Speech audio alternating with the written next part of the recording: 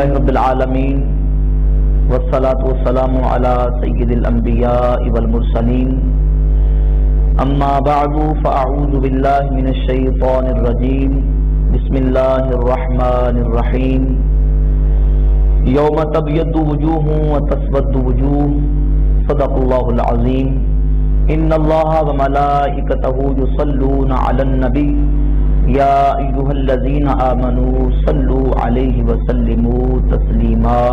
محبت سے پڑھیے صلاۃ والسلام علیک یا رسول اللہ وعلی آلک واصحابک یا سیدی یا حبیب اللہ، الصلاۃ والسلام علیک یا سیدی یا شفیع المذنبین وعلی آلک واصحابک یا رحمۃ للعالمین۔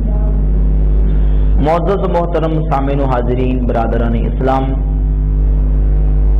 آج کے ہمارے درس کا موضوع ہے اہل سنت کون، اہل سنت و جماعت کون۔ انشاءاللہ تعالی کتاب و سنت اور سلف صالحین کے اقوال و ارشادات و تصریحات کی روشنی میں عقیدہ اہل سنت کی حقانیت اور اہل سنت و جماعت بریلوی کے عقائد و نظریات اکابرین امت اور اسلاف کے ارشادات کی روشنی میں انشاءاللہ واضح کرنے کی کوشش کروں گا۔ دوستان گرامی قدر، قرآن مجید فرقان حمید میں اللہ رب العزت جل شانہ سورہ آل عمران کی آیت نمبر 106 میں ارشاد فرماتا ہے یوم تبیض وجوہ وتسود وجوہ، کہ کل قیامت کے دن کچھ لوگوں کے چہرے چمکتے روشن ہوں گے اور کچھ لوگوں کے چہرے سیاہ ہوں گے۔ دو طبقات قیامت کے دن دو طرح کے لوگ ہوں گے، کچھ کے چہرے چمکتے اور کچھ کے چہروں پر سیاہی چھائی ہوگی۔ وہ کون سے لوگ ہوں گے جن کے چہرے چمکتے ہوں گے؟ رسول اللہ صلی اللہ علیہ وسلم اور حضور صلی اللہ علیہ وسلم کے صحابہ کرام علیہ رضوان میں سے سیدنا عبداللہ ابن عباس اور حضرت عبداللہ ابن عمر رضی اللہ تعالی عنہما اس آیت کی تفسیر میں جو بیان کرتے ہیں، محدثین مفسرین نے اپنی کتب تفاسیر میں ان روایات کو ذکر کیا۔ امام جلال الدین سیوطی رحمۃ اللہ تعالی علیہ نے اپنی کتاب الدر المنصور فی التفسیر بالماثور کی، یہ میرے پاس جلد نمبر 2 ہے، جلد نمبر 2 کے صفحہ نمبر 275 پر سیدنا عبداللہ ابن عباس رضی اللہ تعالیٰ عنہ کی تفسیر بیان کی۔ قال تبیض وجوہ اہل السنت والجماعت وتسود وجوہ اہل البدع والضلالہ، قیامت کے دن جن لوگوں کے چہرے چمکتے ہوں گے وہ اہل سنت و جماعت ہوں گے، اور جن لوگوں کے چہرے سیاہ ہوں گے اور ان پر سیاہی چھائی ہوگی وہ اہل بدعت یعنی گمراہ اور بددین لوگ ہوں گے۔ اہل سنت کے چہرے قیامت کو چمکتے ہوں گے۔ اور امام سیوطی رحمۃ اللہ علیہ نے حضرت عبداللہ ابن عمر رضی اللہ تعالیٰ عنہ سے مرفوعاً بیان کیا تبیض وجوہ اہل سنت وتسود وجوہ اہل البدع، کہ قیامت کے دن جن لوگوں کے چہرے چمکتے ہوں گے وہ اہل سنت و جماعت ہوں گے، اور جن کے چہروں پر سیاہی چھائی ہوگی وہ بد مذہب گمراہ اور اہل بدعت لوگ ہوں گے۔ امام سیوطی رحمۃ اللہ علیہ نے اپنی کتاب الدر المنصور میں اس روایت کو ذکر کیا، اور حافظ عماد الدین ابن کثیر نے اپنی کتاب تفسیر ابن کثیر کی جلد نمبر 2 کے صفحہ نمبر 82 پر بھی سورہ آل عمران کی آیت نمبر 106 کی یہی تفسیر بیان کی کہ قیامت کے دن جن لوگوں کے چہرے چمکتے ہوں گے وہ کون ہوں گے؟ لکھتے ہیں تبیض وجوہ اہل السنت والجماعت وتسود وجوہ اہل البدع والفرقہ، قیامت کے دن جن لوگوں کے چہرے چمکتے ہوں گے وہ اہل سنت و جماعت ہوں گے، اور جن کے چہروں پر سیاہی چھائی ہوگی وہ گمراہ اور بددین بد مذہب لوگ ہوں گے۔ یہ تھی قرآن مجید فرقان حمید کی سورہ آل عمران کی آیت نمبر 106 کی تفسیر میں مرفوعاً اور موقوفاً تفسیر کتب تفاسیر سے اور سرکار دو عالم صلی اللہ علیہ وسلم کی حدیث صحیح کتب احادیث پہ موجود ہے۔ حضور علیہ الصلوۃ والسلام کے تقریباً درجن سے زائد صحابہ نے حدیث اس طرح کی امت کو بیان کیا۔ محدثین نے اس حدیث کو صحیح قرار دیا۔ سنن ابی داؤد کی کے اندر امام ابو داؤد سلیمان ابن اشعث سجستانی نے حدیث نمبر 4557 ذکر کی، 4597 ذکر کی۔ امام ترمذی نے جامع ترمذی میں اور دیگر محدثین نے اپنی کتب احادیث میں حدیث اس طرح کے امت ذکر کی ہے کہ حضور صلی اللہ علیہ وسلم نے فرمایا الا ان من قبلکم من اہل الکتاب افترقوا علی 72 ملہ، کہ خبردار مجھ سے پہلے جو امتیں تھی وہ 72 گروہوں میں 72 فرقوں میں بٹ گئیں۔ وَإِنَّ هَذِهِ الْمِلَّةَ سَتَفْتَرِقُ عَلَى 73 اور میری یہ ملت، میری یہ امت 73 گروہوں میں بٹ جائے گی۔ 72 فی النار وواحد فی الجنہ، ان میں سے 72 جہنم جائیں گے اور ایک جنت جائے گا۔ صحابہ کرام رضوان اللہ تعالی مجمعین کے سامنے جب نبی کریم صلی اللہ علیہ وسلم نے یہ اہم پیش گوئی فرمائی کہ 73 میں سے 72 جہنم میں اور ایک جنت میں جائے گا، تو سرکار دو عالم صلی اللہ علیہ وسلم نے یہ بات بھی واضح کر دی، وہی الجماعت، وہ جنت میں جانے والی ایک جماعت ہوگی۔ یہ سنن ابی داؤد ہے۔ سنن ابی داؤد میں اور درجنوں کتب احادیث میں یہ حدیث موجود ہے مختلف الفاظ کے ساتھ۔ اسی حدیث کو امام فقی ابو اللہ سمرقندی رحمۃ اللہ تعالی علیہ نے جب اپنی کتاب تنبیہ الغافلین میں ذکر کیا کہ سید عالم صلی اللہ علیہ وسلم نے فرمایا امت کے 73 گروہ ہوں گے، 73 فرقے ہوں گے، 72 جہنم میں اور ایک جنت میں جائے گا۔ فقی ابو اللہ سمرقندی رحمۃ اللہ علیہ المتوفا، یہ 4 صدی کے بزرگ ہیں۔ یہ صحابہ کرام نے پوچھا ما ھذل واحدہ، کہ حضور ان 73 میں سے ایک جنت میں جانے والا گروہ کون سا ہوگا؟ تو حضور صلی اللہ علیہ وسلم نے فرمایا یہ اہل سنت والجماع، کہ اس کا نام اہل سنت و جماعت ہوگا۔ امام غزالی رحمۃ اللہ علیہ نے احیاء العلوم کی جلد نمبر 3 کے صفحہ نمبر 308 پر بھی انہی الفاظ کے ساتھ حدیث کو بیان کیا۔ تو میں اس حدیث کی تفصیل میں نہیں جاؤں گا کیونکہ میں نے اس موضوع کو مکمل کرنا ہے کہ حقیقت میں اہل سنت کہلانے کا حقدار کون ہے، اور اہل سنت کے نام پر ڈاکہ ڈال کے لوگوں نے اپنے نام کے ساتھ یہ اپنے فرقوں کے ساتھ اس لفظ کو جو استعمال کیا ہے، آیا ان کا اہل سنت کے ساتھ اور حقیقتاً اسلاف کے ساتھ کوئی تعلق ہے یا نہیں؟ انشاءاللہ اسلاف کی کتابوں کی روشنی میں اس مسئلے کو واضح کروں گا۔ سردست اس حوالے سے یہ بات بالکل واضح اور عیاں ہو جاتی ہے حدیث کی روشنی میں کہ رسول اللہ صلی اللہ علیہ وسلم کے صحابہ کرام علیہ رضوان کا جو مسلک اور جو عقیدہ تھا، وہ مسلک اور عقیدہ اہل سنت و جماعت والا عقیدہ تھا۔ حضرت عبداللہ بن عمر، عبداللہ بن عباس کی تفسیر سے اور حضور صلی اللہ علیہ وسلم کے صحابہ کے زمانہ پانے والے محدثین اور ائمہ کی تصریحات سے یہ بات بالکل واضح ہوتی ہے کہ اس وقت صحابہ کا جو مسلک اور عقیدہ تھا وہ اہل سنت و جماعت تھا۔ اس کا نام کیا تھا؟ اہل سنت و جماعت۔ امام مسلم نے صحیح مسلم شریف کے مقدمہ میں امام محمد بن سیرین رحمۃ اللہ تعالی علیہ، یہ وہ جلیل القدر تابعی ہیں جو حضرت عمر فاروق رضی اللہ تعالیٰ کے دور خلافت میں پیدا ہوئے۔ 110 ہجری میں ان کا وصال ہوا اور حضور صلی اللہ علیہ وسلم کے صحابہ کی ایک جماعت سے انہوں نے احادیث کو بیان کیا، اور حضور کی جماعت کے جناب صحابہ ان کی زیارت پائی حضرت محمد بن سیرین نے۔ امام محمد بن سیرین رحمۃ اللہ تعالی علیہ فرماتے امام مسلم نے صحیح مسلم کے مقدمہ میرے پاس اس کا صفحہ نمبر 10 ہے، روایت نمبر 27 امام مسلم نے مقدمے میں ذکر کی ہے۔ امام ابن سیرین رحمہ اللہ فرماتے ہیں یہ اہل سنت کا لفظ کب سے استعمال ہونا شروع ہوا؟ یہ صحابہ کے دور میں استعمال ہوا۔ تابعین کا مسلک اہل سنت تھا اور صحابہ کا مسلک اہل سنت تھا۔ فرماتے ہیں لم یکونوا یسألون عن الاسناد، محدثین، ائمہ، علماء جب کوئی حدیث لیتے تو اس حدیث کو لیتے وقت شروع میں راوی حدیث کا تذکرہ اس کے احوال کے بارے میں سوال نہیں کرتے تھے کہ حدیث لانے والا روایت کرنے والا کون ہے، پہلے ایسے ہی روایت کو لے لیتے تھے۔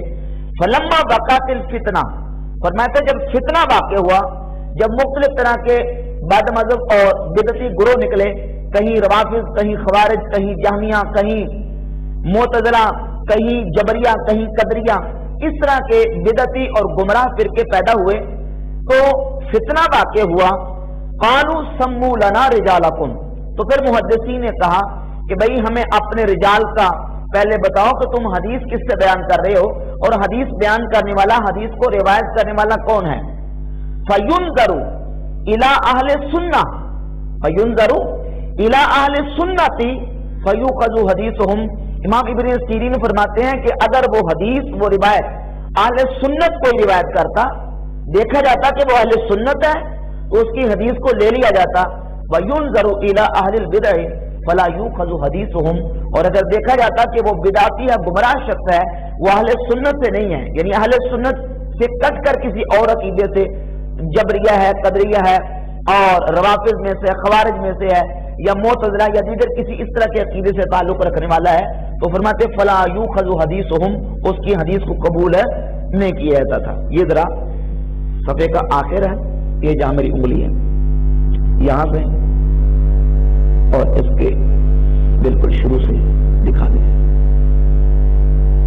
فرماتے کہ اہل سنت کی حدیث کو قبول کیا جاتا، تو اس روایت سے صحیح مسلم سے یہ بات بالکل واضح ہوئی کہ صحابہ کرام علیہ رضوان کے دور میں بھی جو مسلمانوں کی عظیم جماعت اور سواد اعظم تھی، اس کا عقیدہ اور اس کا مسلک اہل سنت و جماعت تھا۔ اسی بات کو بیان کرتے ہوئے حافظ ابن کثیر نے تفسیر ابن کثیر کی جلد نمبر 5 صفحہ نمبر 88 پر اپنا ایک تبصرہ اور اپنا ایک نظریہ پیش کیا۔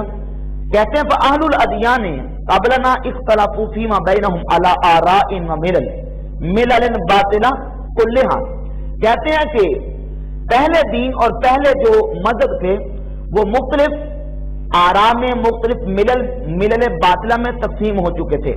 وَكُلُّ فِرْقَةٍ مِّنْهُمْ تَزْعَمُ أَنَّهُمْ عَلَىٰ شَيْءٍ، اور ان میں سے ہر ایک فرقہ یہ دعویٰ کرتا تھا کہ میں حق پر ہوں، میں ہی کسی طریقے پر ہوں۔ وَهَذِهِ الْأُمَّةُ أَيْضًا اخْتَلَفُوا فِيمَا بَيْنَهُمْ عَلَىٰ نَحْلٍ كُلُّهَا ضَلَالَةٌ إِلَّا وَاحِدَةٌ، تو ابن کثیر کہتے ہیں جس طرح پہلی امتیں مختلف باطل گروہوں میں بٹ گئیں، اسی طرح یہ امت بھی مختلف باطل گروہوں میں تقسیم ہوئی، بٹی، اور گمراہ فرقے پیدا ہوئے، الا واحدہ، مگر ایک عقیدہ حق پر رہا، وہم اہل السنت والجماعت، اس کا نام کیا ہے؟ اہل سنت والجماعت، المتمسکون بکتاب اللہ وسنت رسول اللہ صلی اللہ علیہ وسلم، جو اللہ کی کتاب کو، اللہ کے رسول صلی اللہ علیہ وسلم کی سنت کو لازم پکڑنے والے ہیں، اس کو مضبوطی سے تھامنے والے ہیں۔ وَبِمَا كَانَ عَلَيْهِ الصَّدْرُ الْأَوَّلُ مِنَ الصَّحَابَةِ وَالتَّابِعِينَ وَأَئِمَّةِ الْمُسْلِمِينَ فِي قَدِيمِ الدَّهْرِ وَحَدِيثِهِ، اور اسی پر صحابہ، تابعین اور ائمہ مجتہدین اور بڑے بڑے امت کے زعماء اور اسلاف اسی عقیدے اہل سنت و جماعت پر گزرے ہیں۔ حافظ ابن کثیر نے بھی اپنا جو عقیدہ اور نظریہ اپنی اس عبارت میں پیش کر دیا، یہاں تک کہ اہل احوا کے بہت بڑے پیشوا، جس کو شیخ الاسلام ابن تیمیہ کے نام سے وہ یاد کرتے ہیں، اپنی کتاب العقیدۃ الواسطیہ، العقیدہ واسطیہ کے صفحہ نمبر 166 پہ لکھتے ہیں کہ لیکن لما اخبر نبی صلی اللہ علیہ وسلم ان امتہ ستفترق علی 73، کہتے نبی صلی اللہ علیہ وسلم نے اپنی امت کے بارے میں خبر دی ہے کہ یہ امت 73 گروہوں میں بٹ جائے گی، اور کلھا فی النار الا واحدۃ، تمام کے تمام جہنم میں، ایک جنت میں جائے گا، وہی الجماعت، وہ ایک جماعت ہے۔ وفی حدیث عنہ انہ قال ہم کان علی مثل ما انا علیہ اليوم واصحابی، اور ایک حدیث میں یہ آیا کہ نبی کریم صلی اللہ علیہ وسلم نے فرمایا کہ وہ عقیدہ ہوگا جو جس پر میں اور میرے صحابہ ہیں، جس پر میں اور میرے، یعنی جس عقیدے پر، جس طریقے پر میں اور میرے صحابہ ہیں، وہ عقیدہ اور وہ جماعت اسی پر ہوگی۔ صار المتمسکون بالاسلام المحض الخالص عن الشوق، وہ عقیدہ اسلام محض کو متمسک یعنی پکڑنے مضبوطی سے پکڑنے والا ہوگا اور کجروی سے بالکل دور ہوگا. ہم اہل سنت والجماعت، اس عقیدے کا نام کیا ہے؟ اہل سنت والجماعت. وفیہم الصدیقون والشہداء والصالحون، ان میں صدیق ہیں، شہداء ہیں اور صالحون ہیں. نیک لوگ سارے کے سارے اولیاء اللہ، صدیق، شہداء، صالحین، وہ سارے کے سارے اہل سنت والجماعت سے ہی آئے ہیں. تو ابن کثیر نے بھی یہ لکھا اور ابن تیمیہ نے بھی اپنا عقیدہ اپنی اس کتاب العقیدۃ الواسطیہ میں واضح کر دیا. اور جتنے بھی اکابر علماء محدثین نے یہی بات بیان کرتے ہیں. حضرت غوث پاک سرکار رضی اللہ تعالیٰ عنہ طالبین نے 73 فرقوں کی تقسیم بیان کر کے آخر میں اپنا فیصلہ لکھ دیا.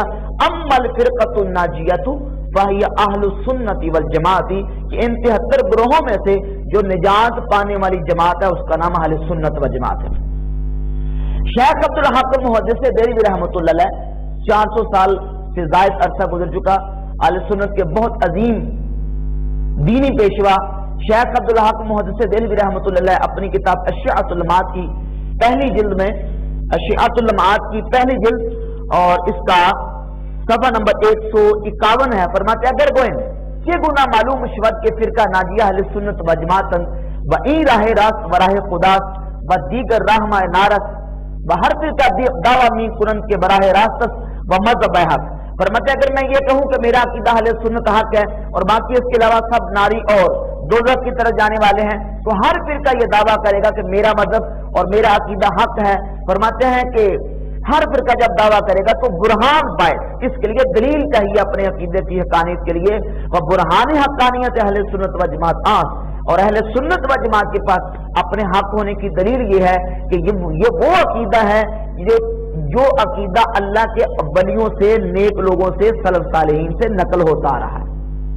اور فرماتے ہیں یہ بات میں نے عقل سے نہیں کی بلکہ میں نے اسلام کی 1200 سالہ تاریخ میں اسلاف کی کتابیں کھنگال ڈالی، ان کو پڑھا ہے تو ہر اللہ کے ولی نیک بندے کا عقیدہ اہل سنت و جماعت کے عقیدے پر ہی دیکھا ہے.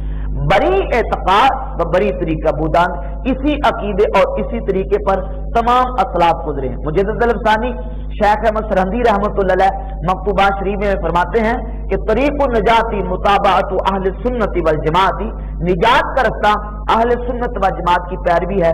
قصرهم اللہ سبحانہ فی الاقوال والافعال وفی الاصول والفروع فانه الفرقۃ الناجیہ. فرماتے اللہ ان کے اقوال و افعال میں، اصول و فروع میں برکت عطا فرمائے.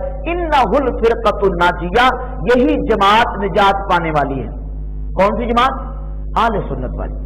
کون سی جماعت؟ آج لوگ کہتے ہیں کہ ہمیں کیا پتا کہ حق کدھر ہے، کون جنت میں جائے گا. تو جب سرکار دوارم صلی اللہ علیہ وسلم نے اتنی اہم بات بیان کر دی کہ امت 74 گروہوں میں بٹ جائے گی، تو سرکار نے اس بات سے بھی امت کو محروم نہیں رکھا کہ اس کی وضاحت کر دیں کہ وہ جماعت کون سی ہوگی، اس کی نشانی اور اس کی علامات کیا ہوں گی. تو وہ وہی جماعت ہے جس کا نام اہل سنت و جماعت ہے. تو اکابرین اسلاف کی کتابیں آپ اٹھا کے دیکھ لیں، جتنے ہمارے اسلاف اکابرین ہیں تمام کی کتابیں اس بات سے بری پڑی ہیں کہ عقیدہ حق جو ہے وہ اہل سنت و جماعت کا ہے. یہ میں نے اختصاراً اس کو بیان کر دیا کہ نجات والا رستہ ناجی عقیدہ اہل سنت و جماعت ہے.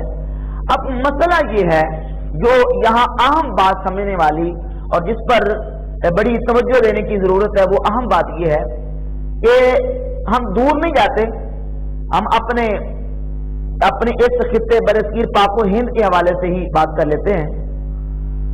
تو برصغیر پاک و ہند میں، ہندوستان میں، پاکستان، افغانستان، بنگلہ دیش میں 3 بڑے طبقے ہیں جو اپنے آپ کو اہل سنت کہتے ہیں. کتنے؟ 3 طبقے وہ ہیں جو تینوں کے تینوں طبقے اپنے آپ کو اہل سنت کہتے ہیں. اب ہم نے ان 3 طبقات میں سے حقائق اور دلائل کی روشنی میں دیکھنا ہے کہ ان 3 طبقات میں سے حقیقتاً جس کا عقیدہ اسلاف کے ساتھ ملتا ہے اور حقیقتاً جو اہل سنت ہے وہ کون سا عقیدہ ہے، وہ اکابرین اور اسلاف کی کتابوں سے انشاءاللہ میں نے آپ کے سامنے پیش کرنا ہے. وہ 3 طبقے کون سے ہیں؟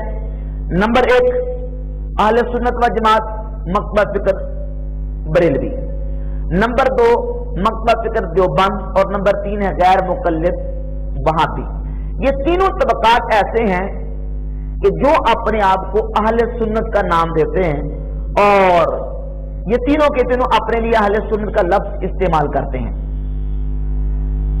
اب ہم نے یہ دیکھنا ہے کہ حقیقت ان تینوں میں سے اہل سنت کون ہے. تو دیکھنے کا طریقہ کیا ہوگا اور کس زاویے سے اور کس طریقے سے ہم یہ فرق کر سکے کہ ان میں سے حقیقت اہل سنت کون ہے. تو کوئی یہ بندہ کہے گا کہ بھئی ان تینوں میں سے عقائد و نظریات دیکھ لو قرآن حدیث کے مطابق کس کے ہیں. تو بھئی قرآن و حدیث کا دعویٰ تو سارے کرتے ہیں. قرآن و حدیث کا دعویٰ صرف اہل سنت نہیں کرتے, وہ تو اہل تشیع بھی کرتے ہیں, وہ فرقہ قدریہ والے بھی کرتے ہیں, جبریہ والے بھی کرتے ہیں, معتزلہ بھی کرتے ہیں. تو اس طریقے سے ہم پہچان نہیں کر سکتے. پہچان کا طریقہ یہ ہے کہ ان تینوں طبقات میں سے, ان تینوں گروہوں میں سے جس طبقے کا عقیدہ اور نظریہ اور اس کے عقائد و نظریات, افکار, اسلاف اور وہ شخصیات جو تینوں کے ہاں مسلمہ ہیں, ان مسلمہ شخصیات کے مطابق مل جاتے ہیں, تو اسے ہی ان اسلاف کا وارث اور حقیقی معنوں میں اسی اہل سنت قرار دیا جائے گا. بات سمجھ آ رہی ہے نا؟ یعنی ان تینوں طبقوں میں سے دیوبند ہیں, بریلوی ہیں, غیر مقلد وہابی ہیں, ان تینوں میں سے ان تینوں کے عقائد و نظریات کو ہم اسلاف کی کتابوں پر پیش کریں گے, اور وہ اسلاف جو ہم دور تک نہیں جاتے, زمانہ ماضی قریب کے اسلاف ہم چند متعین کر لیتے ہیں, ان اسلاف کے عقائد و نظریات کے مطابق جس کے عقائد و نظریات ہیں وہ اہل سنت ہے, اور جس کے عقائد و نظریات ان کے مطابق نہیں ہیں وہ اپنے آپ کو اہل سنت کہلانے کا حقدار نہیں ہے.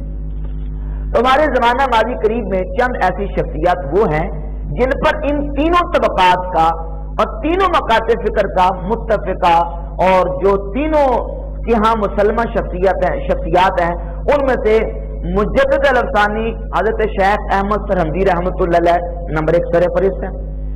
شیخ عبدالحق محدث دہلوی رحمۃ اللہ علیہ وہ بھی ان مسلمہ شخصیات میں سے ہیں جو بریلویوں کے ہاں بھی مسلمہ ہیں, جو بندیوں کے ہاں بھی مسلمہ ہیں, اور غیر مقلدین کے ہاں بھی مسلمہ شخصیت ہیں.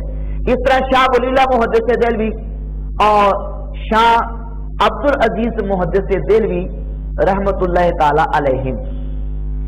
اب یہ 4 شخصیات وہ ہیں جن پر ان تینوں طبقات اور تینوں مکاتب فکر کا اتفاق ہے, اور تینوں کی تینوں مکاتب فکر ان کو اکابرین امت اور اپنا اسلاف تسلیم کرتے ہیں. تو جب یہ بات طے ہوگی کہ یہ تینوں چاروں بزرگ جو ہیں ان تینوں مکاتب فکر کے مسلمہ بزرگ ہیں, مسلمہ شخصیات ہیں, تو اب ہم ان کے عقائد و نظریات کو ان پر پیش کریں گے. کیونکہ یہ وہ بزرگ ہیں کہ جو ان تینوں طبقات کے اشتراک و انتشار سے پہلے کے ہیں, یعنی بریلوی, دیوبندی اور وہابی غیر مقلد. یہ تینوں کے تینوں طبقے یہ جب پارٹیشن اور تقسیم ہوئی ہے, اس تقسیم سے پہلے کے یہ سارے اسلاف ہیں جن کا میں نے ذکر کیا ہے. اب یہ تقسیم کہاں سے ہوئی؟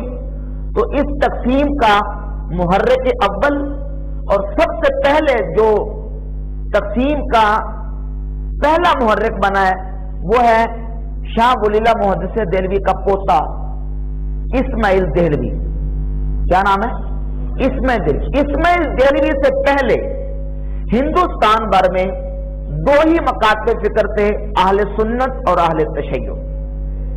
کون کون سے؟ اہل سنت اور اہل تشیع. اور اس بات کو یہ کتاب ہے, ایک غیر جانبدار آدمی ہے زید ابو الحسن فاروقی مجددی, ان کی کتاب ہے. کتاب کا نام ہے مولانا اسماعیل دہلوی اور تقویۃ الایمان. زید ابو الحسن فاروقی اپنی اس کتاب کے صفحہ نمبر 9 پر لکھتے ہیں کہ حضرت مجدد کے زمانے سے 1240 ہجری تک ہندوستان کے مسلمان 2 فرقوں میں بٹے رہے. کتنے فرقوں میں؟ 2 فرقوں میں بٹے رہے. ایک اہل سنت و جماعت, دوسرے شیعہ. اب مولانا اسماعیل دہلوی کا ظہور ہوا, وہ شاہ ولی اللہ کے پوتے اور شاہ عبد العزیز, شاہ رفیع الدین اور شاہ عبد القادر کے بھتیجے تھے. ان کا میلان محمد بن عبد الوہاب نجدی کی طرف ہوا, اور نجدی کا رسالہ رد الاشراق ان کی نظر سے گزرا, اور انہوں نے اردو میں تقویۃ الایمان لکھی. اس کتاب سے مذہبی آزادی आजाद ख्याली का दौर शुरू हुआ। कोई गैर मुकल्लिद हुआ, कोई वहाबी बना, कोई अहले हदीस कहलाया, किसी ने अपने को सलफी कहा। आइमा मुज्तहिदीन की जो मंजिलत और एहतराम दिल में था वो खत्म हुआ। मामूली नविश्तो खान के अफराद इमाम बनने लगे। और अफसोस इस बात का है कि तौहीद की हिफाजत के नाम पर बारगाह नबूवत की ताज़ीम व एहतराम में तकसीरात का सिलसिला शुरू कर दिया गया। ये ज़ैद अबुल हसन फारूकी ने अपनी इस किताब के सफ़ा नंबर 9 पर इस बात को वाज़ेह किया है कि 1240 हिजरी यानी मौलवी इस्माइल देहलवी की किताब तक़ीवतुल ईमान लिखने से पहले हिंदुस्तान में सिर्फ 2 फिरके थे। कितने? 2, अहले सुन्नत और दूसरा अहले तशय्युअ। अब ये तीसरा फिरका कब पैदा हुआ? जबकि मौलवी इस्माइल देहलवी ने किताब लिखी जिस किताब का नाम है तक़ीवतुल ईमान। ये किताब है तक़ीवतुल ईमान, और इस किताब में शाह वलीउल्लाह के पोते इस्माइल देहलवी ने मोहम्मद बिन अब्दुल वहाब नजदी से मुतासिर होकर मोहम्मद बिन अब्दुल वहाब नजदी की ये किताब है किताबुत तौहीद, और दूसरी उसकी किताब है रद्दुल इशराक। रद्दुल इशराक और किताबुत तौहीद का समझे चरबा या उसके मज़ामीन को लेकर इस्माइल देहलवी ने यह किताब तैयार की जिसका नाम रखा तक़ीवतुल ईमान, और इस किताब को 1240 में शाया किया। और इस किताब वो बातें कर गया कि जो अकीदा अहले सुन्नत से दूर दूर तक उसका ताल्लुक नहीं है। मिसाल के तौर पर सरकार दो आलम सल्लल्लाहु अलैहि वसल्लम की ज़ात अक़दस की शफाअत पर अकीदा रखने वालों को यहां तक लिख दिया कि जो नबी सल्लल्लाहु अलैहि वसल्लम को शफी बिल वजी मानते हैं वो अबू जहल से शिरक में बदतर हैं। और यहां तक लिखा कि मखलूक छोटी हो या बड़ी वो अल्लाह की शान के आगे चमार से भी ज्यादा जलील है। और यहां तक लिख दिया कि मादल्ला नबी बड़े भाई हम छोटे भाई, सो नबी की तज़ीम बड़े भाई किसी कीजिए, बाकी मालिक सबका अल्लाह बंदगी उसी की कीजिए। और यहां तक लिख दिया कि मादल्ला अल-अयाज़ बिल्लाह नबी करीम सल्लल्लाहु अलैहि वसल्लम नौज़ुबिल्लाह मरकर मट्टी में मिल गए। जब ये किताब शाये हुई और इस किताब में मुसलमानों को जिस थोक के हिसाब से मुशरिक और काफिर करार दिया गया, इसका तज़किरा करते हुए मकतबा ज़िक्र देवबंद के हकीमुल उम्मत अशरफ अली थानवी सब अपनी किताब अरवाह सलासा के सफ़ा नंबर 83 पर लिखते हैं, कहते हैं और इनके सामने तक़ीवतुल ईमान पेश की और फरमाया कि मैंने ये किताब लिखी, यानी इस्माइल देहलवी साहब ने उलमा के सामने तक़ीवतुल ईमान पेश की और कहा मैंने ये किताब लिख दी है और मैं जानता हूं कि इसमें बाज़ जगह जरा तेज अल्फाज भी आ गए हैं और बाज़ जगह तशद्दुद भी हो गया है। मसलन उन उमूर को जो शिरके खफी थे शिरके जली लिख दिया गया है। इन वजूह से मुझे अंदेशा है कि इसकी इशाअत से शोरिश जरूर होगी, शोरिश जरूर होगी, इसलिए मैंने ये किताब लिख दी है। वो इससे शोरिश होगी मगर तवक्को है कि लड़ बिड़कर खुद ठीक हो जाएंगे। यानी कहते किताब मैंने लिख दी है और मुझे यह भी खतरा है कि इससे मुसलमानों में फितना फसाद की आग भड़केगी और शोरिश होगी, लेकिन कोई बात नहीं, लड़ बिड़ के खुद ठीक हो जाएंगे। लेकिन वो दौर गया और आज का दौर आया। आले सुन्नत का नाम लेने वाले आज तक तक़ीवतुल ईमान की मौजूदगी की वजह से वो आपस में मिल नहीं बैठ सके और वो जो आग लगाई गई थी वो आग आज तक बुझ नहीं सकी। इसी बात को बयान करते हुए मौलवी अबुल कलाम आजाद ने अपनी किताब, उनकी किताब है अबुल कलाम आजाद साहब की, अबुल कलाम आजाद की कहानी खुद उनकी ज़बानी, इसमें भी उन्होंने लिखा कि जब अबुल कलाम आजाद साहब कहते हैं कि तक़ीवतुल ईमान लिखी कि उलमा के सामने ये किताब पेश की गई, तो उलमा में इस किताब के हवाले से बड़ी हलचल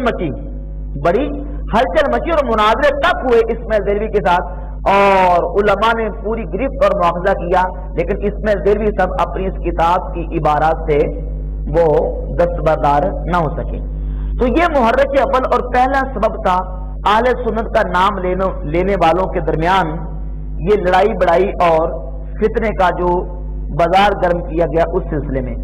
اور مولوی انور شاہ کشمیری دیوبندی اپنی کتاب ملفوظات کشمیری کے صفحہ نمبر 178 پر لکھتے ہیں کہ اسماعیل دہلوی صاحب نے یہ کتاب جو تقویۃ الایمان لکھی ہے، میں اس کتاب سے راضی نہیں ہوں۔ کیا لکھتے ہیں کہ کتاب سے راضی نہیں ہوں، تو لہذا یہ کتاب تقویۃ الایمان امت میں انتشار کا سبب بنی۔ اشرف علی تھانوی صاحب مکتبہ فکر دیوبند کے حکیم الامت اپنی کتاب امداد المشتاق الی اشرف الاخلاق، اس کتاب کے صفحہ نمبر 58 پہ لکھتے ہیں،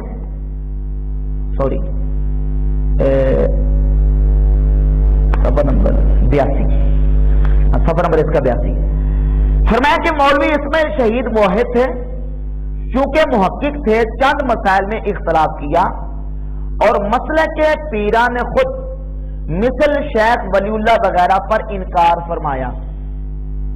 کس مسلک پر انکار کیا؟ شاہ ولی اللہ محدث دہلوی کے مسلک پر کس نے انکار کیا؟ پوتے اسماعیل دہلوی نے۔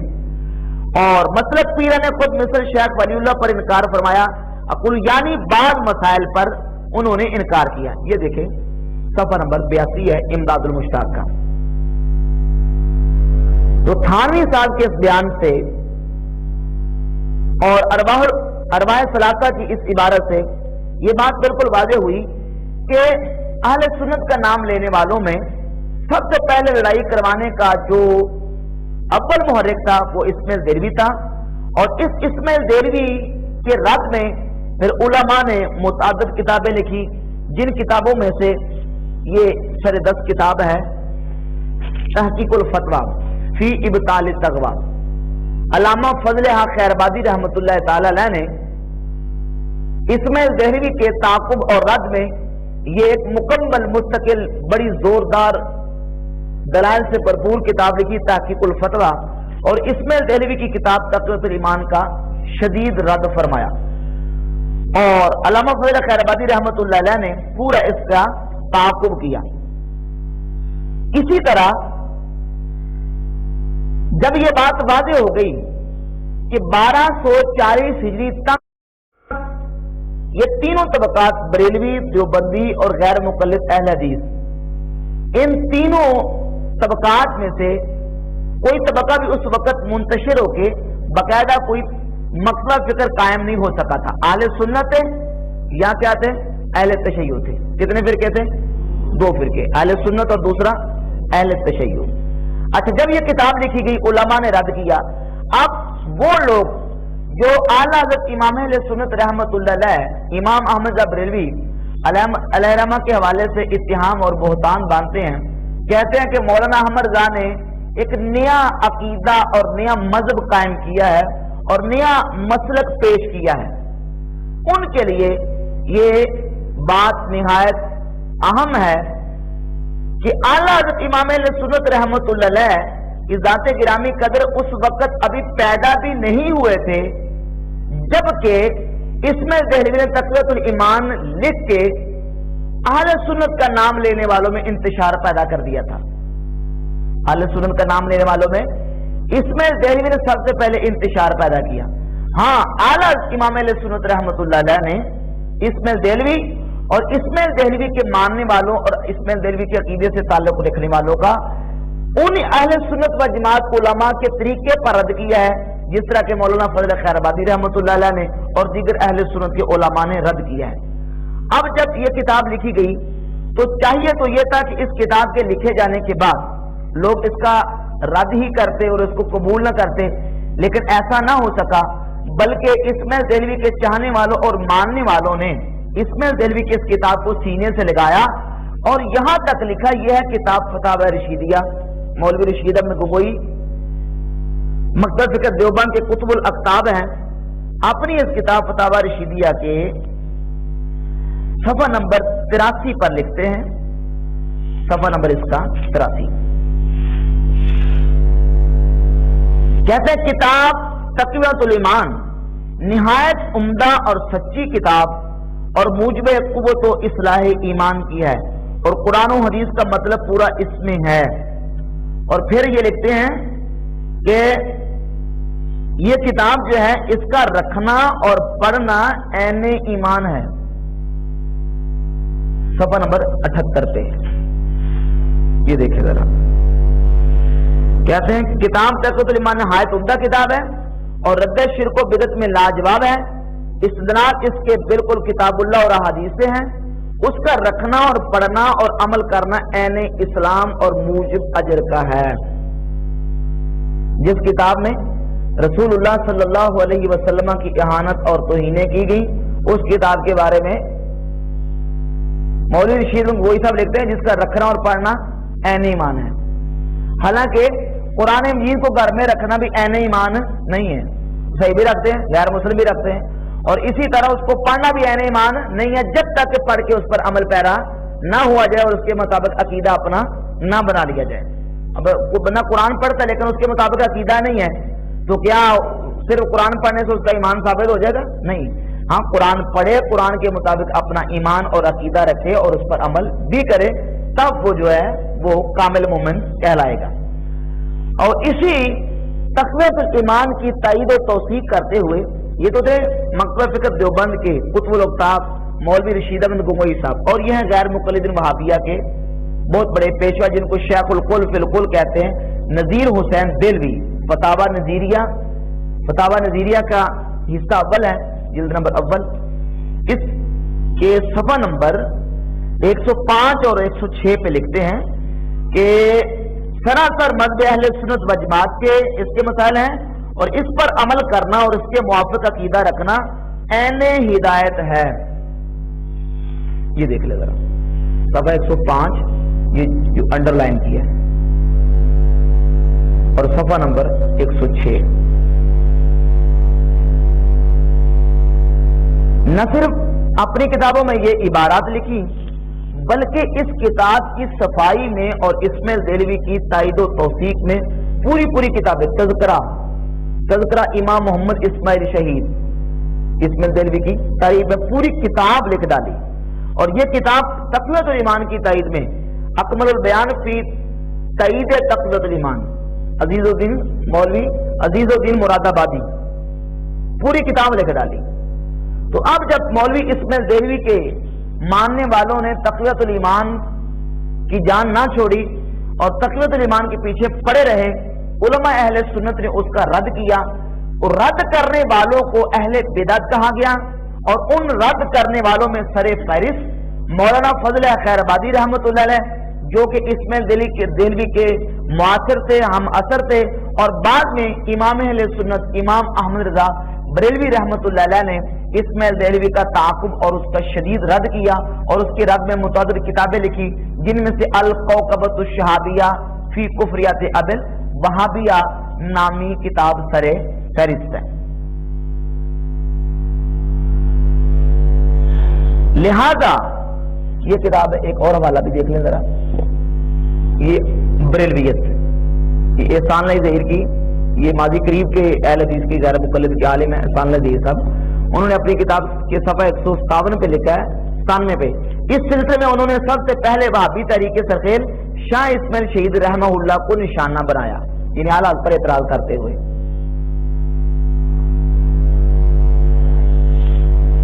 تو معلوم ہوا کہ اسماعیل دہلوی صاحب نے سب سے پہلے اہل سنت کا نام لینے والوں میں انتشار اور افتراق پیدا کیا, اور اہل سنت و جماعت بریلوی امام احمد بریلوی رحمۃ اللہ کے عقائد و نظریات وہ عقائد و نظریات ہیں کہ خود ان کے بڑے اکابرین اور بڑے علماء بھی امام اہل سنت رحمۃ اللہ کے عقائد کے حوالے سے اپنی کتابوں میں یہ لکھ گئے ہیں, جن میں سے جو سر فہرست کتاب میں آپ کے سامنے پیش کروں گا یہ ہے شمع توحید, مولوی ثناء اللہ امرتسری کی کتاب, یہ انہوں نے 1937 میں لکھی ہے. یہ کتاب شمع توحید کے صفحہ نمبر 63 پہ لکھتے ہیں, کہتے ہیں امرتسر میں مسلم آبادی غیر مسلم آبادی ہندو سکھ وغیرہ کے مساوی ہے. 80 سال سے پہلے, کتنے 1937 میں کتاب لکھ رہے ہیں, کہتے ہیں 80 سال پہلے قریباً سب مسلمان اسی خیال کے تھے جن کو آج بریلوی حنفی کے نام سے پکارا جاتا ہے, جن کو بریلوی حنفی کے نام سے پکارا جاتا ہے.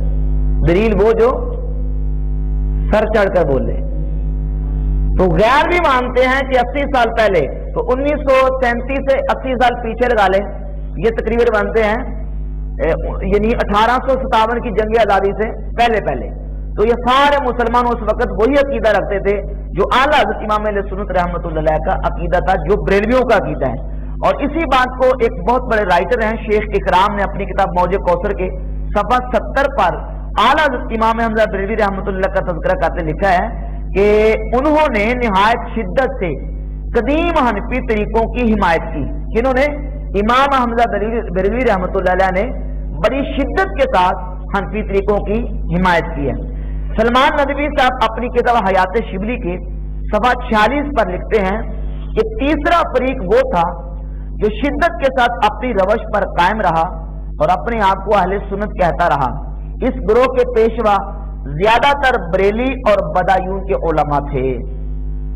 تو ان تین عبارات سے بھی یہ بات واضح ہو گئی کہ اہل سنت بریلوی اور اعلیٰ حضرت امام اہل سنت رحمۃ اللہ علیہ کے نظریات وہی نظریات تھے جو اسلاف کے اکابرین کے، اور یہی قدیم موقف اور قدیم عقیدہ ہے جو اسلاف سے چلا آ رہا ہے۔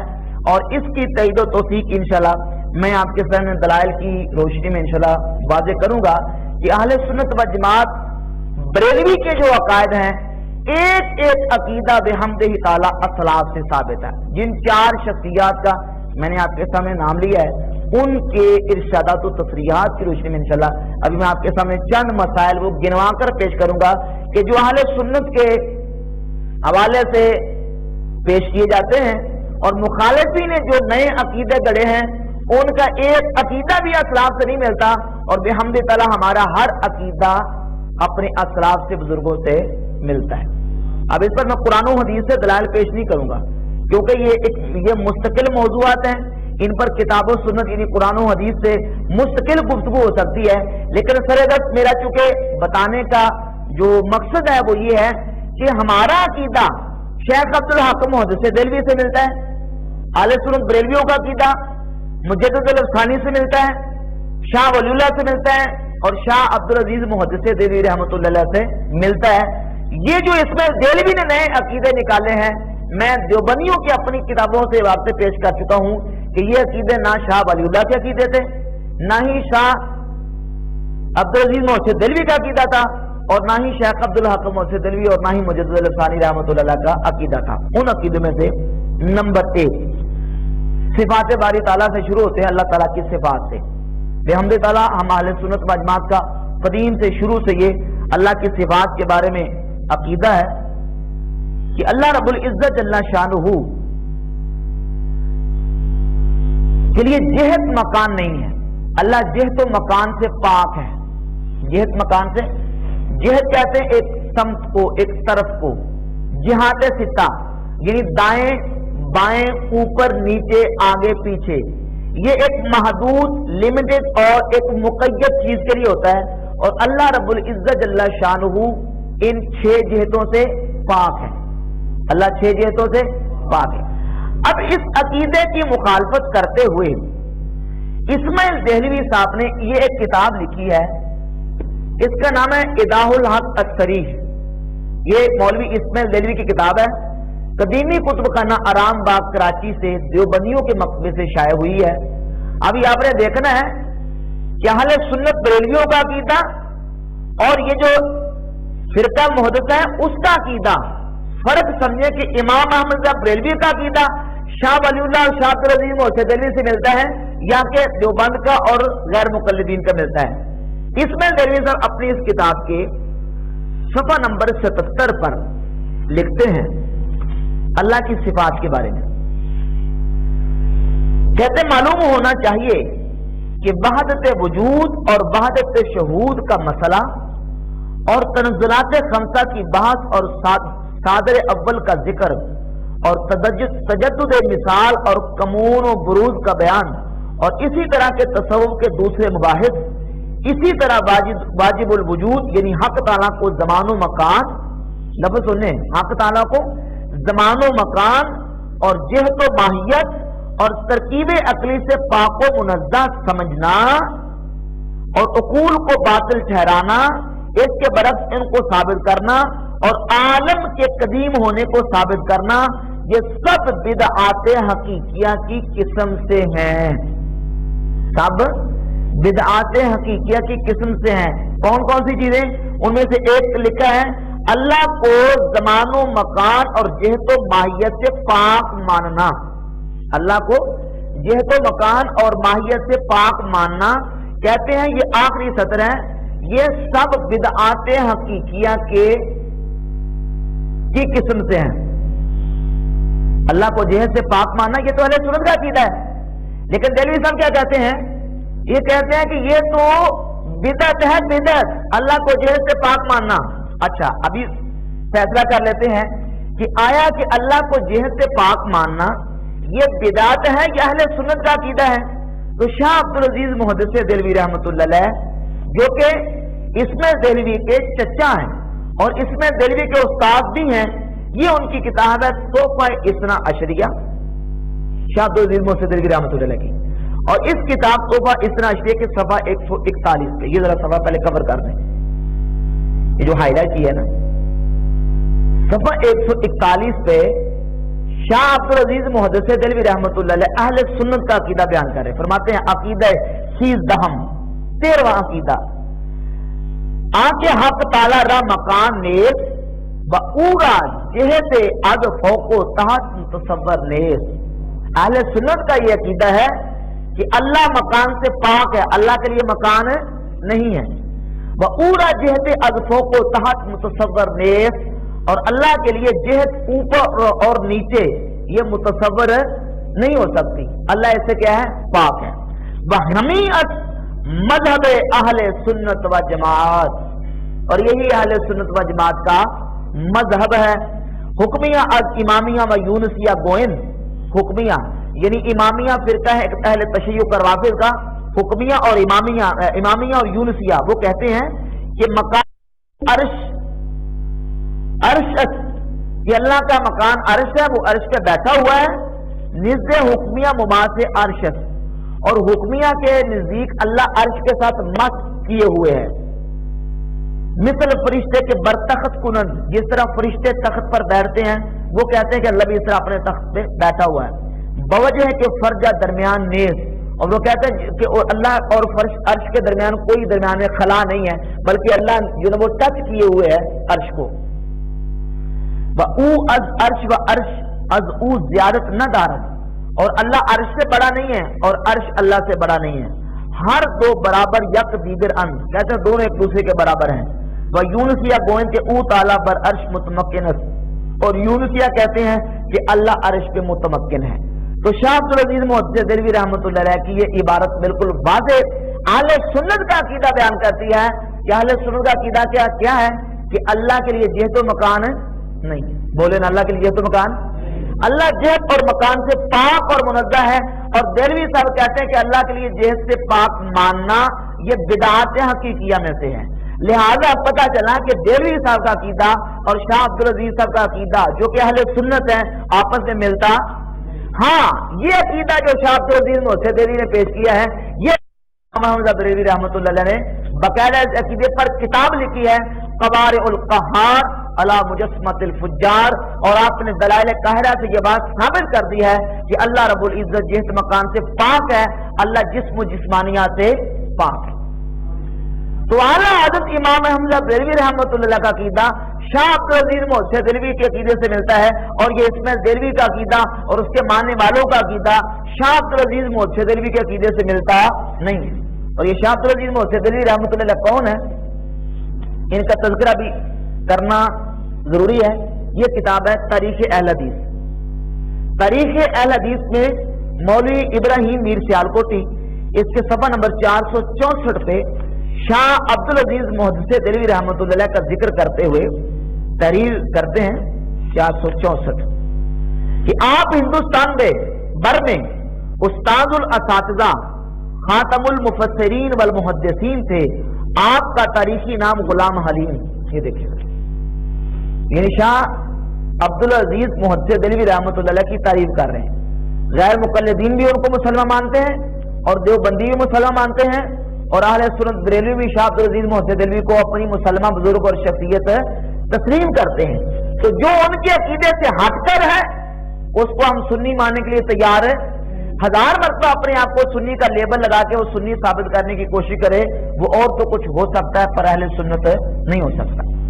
اچھا، شاہ صاحب فرماتے ہیں جو اللہ کو عرش پہ متمکن مانتا ہے اور کہتا ہے جس طرح فرشتے تخت پر بیٹھے ہیں اللہ سے بیٹھا ہے، وہ سنی نہیں. اور یہ کتاب ہے فتاوی راشدیہ، محب اللہ شاہ راشدی غیر مقلد وہابی، ان کی کتاب ہے. نعمانی کتب خانہ اردو بازار لاہور سے شائع ہوئی ہے. غیر مقلدین کا عقیدہ بیان کرتے ہوئے محب اللہ راشدی صاحب لکھتے ہیں اس کے صفحہ نمبر 133 پہ کہ اللہ تبارک و تعالی اس کائنات کو پیدا کرنے کے بعد ان سے لا تعلق نہیں ہوا ہے، بلکہ جس طرح کوئی بادشاہ تخت بادشاہی پر بیٹھ کر اپنی حکومت چلاتا ہے، اس طرح اللہ تعالیٰ اپنے عرش عظیم پر مستوی ہو کر اس کائنات کے کارخانے کو چلا رہا ہے. یعنی جس طرح کو سمجھ آ رہی بات کی، جس طرح کوئی بادشاہ اپنے تخت سے بیٹھتا ہے نا، کہتے ہیں اللہ بھی اپنے عرش پہ ایسے بیٹھا ہوا ہے اور اپنے کائنات کے نظام کو چلا رہا ہے. تو آپ بتائیں کہ یہ عقیدہ شاہ عبد العزیز سے ملتا ہے؟ یعنی یوں کہہ لیں کہ یہ عقیدہ اہل سنت کے عقیدے سے ملتا ہے؟ جب شاہ عبد العزیز اہل سنت ہیں تو جو عقیدہ ان سے نہیں ملتا وہ اہل سنت کا عقیدہ نہیں ہو سکتا. لہذا مسئلہ جہت و مکان کے حوالے سے بھی نہ دیوبندیوں کا عقیدہ ملتا ہے اس میں دلیل کو ماننے کے ساتھ، اور نہ ہی غیر مقلدین کا عقیدہ اکابرین اور بزرگان دین کے عقیدے سے ملتا ہے.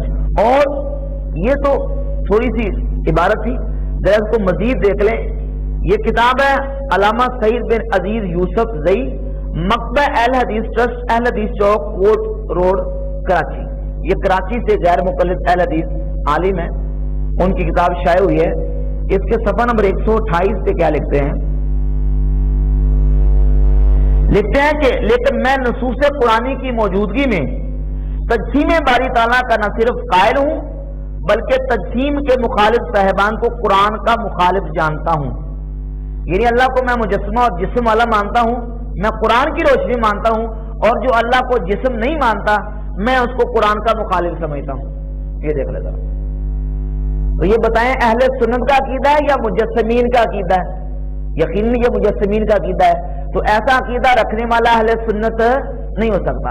ہاں، اس عقیدے کے حوالے سے اللہ کا تنزیہ جو بیان کیا ہے اور اہل سنت کا جو عقیدہ آشکار کیا ہے، اہل سنت کے عقیدے کی ترجمانی کی ہے، تو وہ امام اہل سنت امام حمزہ بریلوی رحمۃ اللہ علیہ نے قوارع القہار علی مجسمۃ الفجار کتاب لے کے کتاب و سنت اور اصلاحات کے موقف کو واضح کر دیا کہ اللہ جسم و جسمانیات اور جہت و مکان سے پاک اور منزہ ہے. اور اس پر ایک اور حوالہ، اس مسئلے پر آخری حوالہ ہے العقیدۃ الطحاویہ.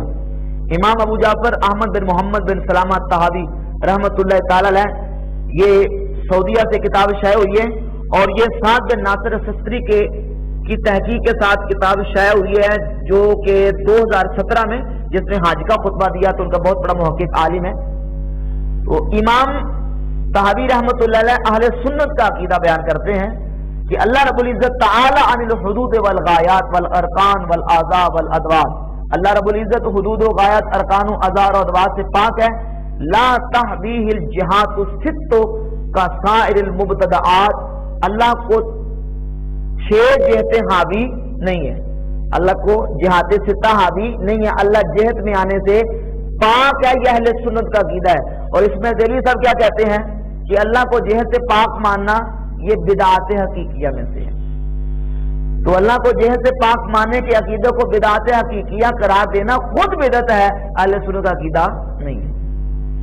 اب اس کے بعد دوسرا عقیدہ امکان کذب. یہ عقیدہ بھی ایک بدعتی اور نیا عقیدہ ہے، اور اس عقیدہ رکھنے کے باوجود بھی یہ لوگ اپنے آپ کو اہل سنت کہتے ہیں، حالانکہ یہ عقیدہ اپنانے کے بعد اہل سنت کہلانے کا کوئی حق انہیں حاصل نہیں ہے. وہ عقیدہ کیا ہے کہ اللہ رب العزت جل شانہ جھوٹ بول سکتا ہے. یہ کتاب ہے اسماعیل دہلوی صاحب کی کتاب یک روزہ کتاب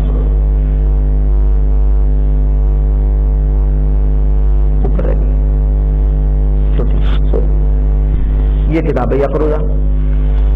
اس کتاب یک روزہ کے صفحہ نمبر 17 اور 18 پر اسماعیل دہلوی نے اپنا عقیدہ بیان کیا. میں اختصار کرتا ہوں, یہ ذرا دیکھ لیں کہ اللہ رب العزت جل شانہ کو جھوٹ سے پاک ماننا اور اللہ کے لیے جھوٹ ممتنع ماننا.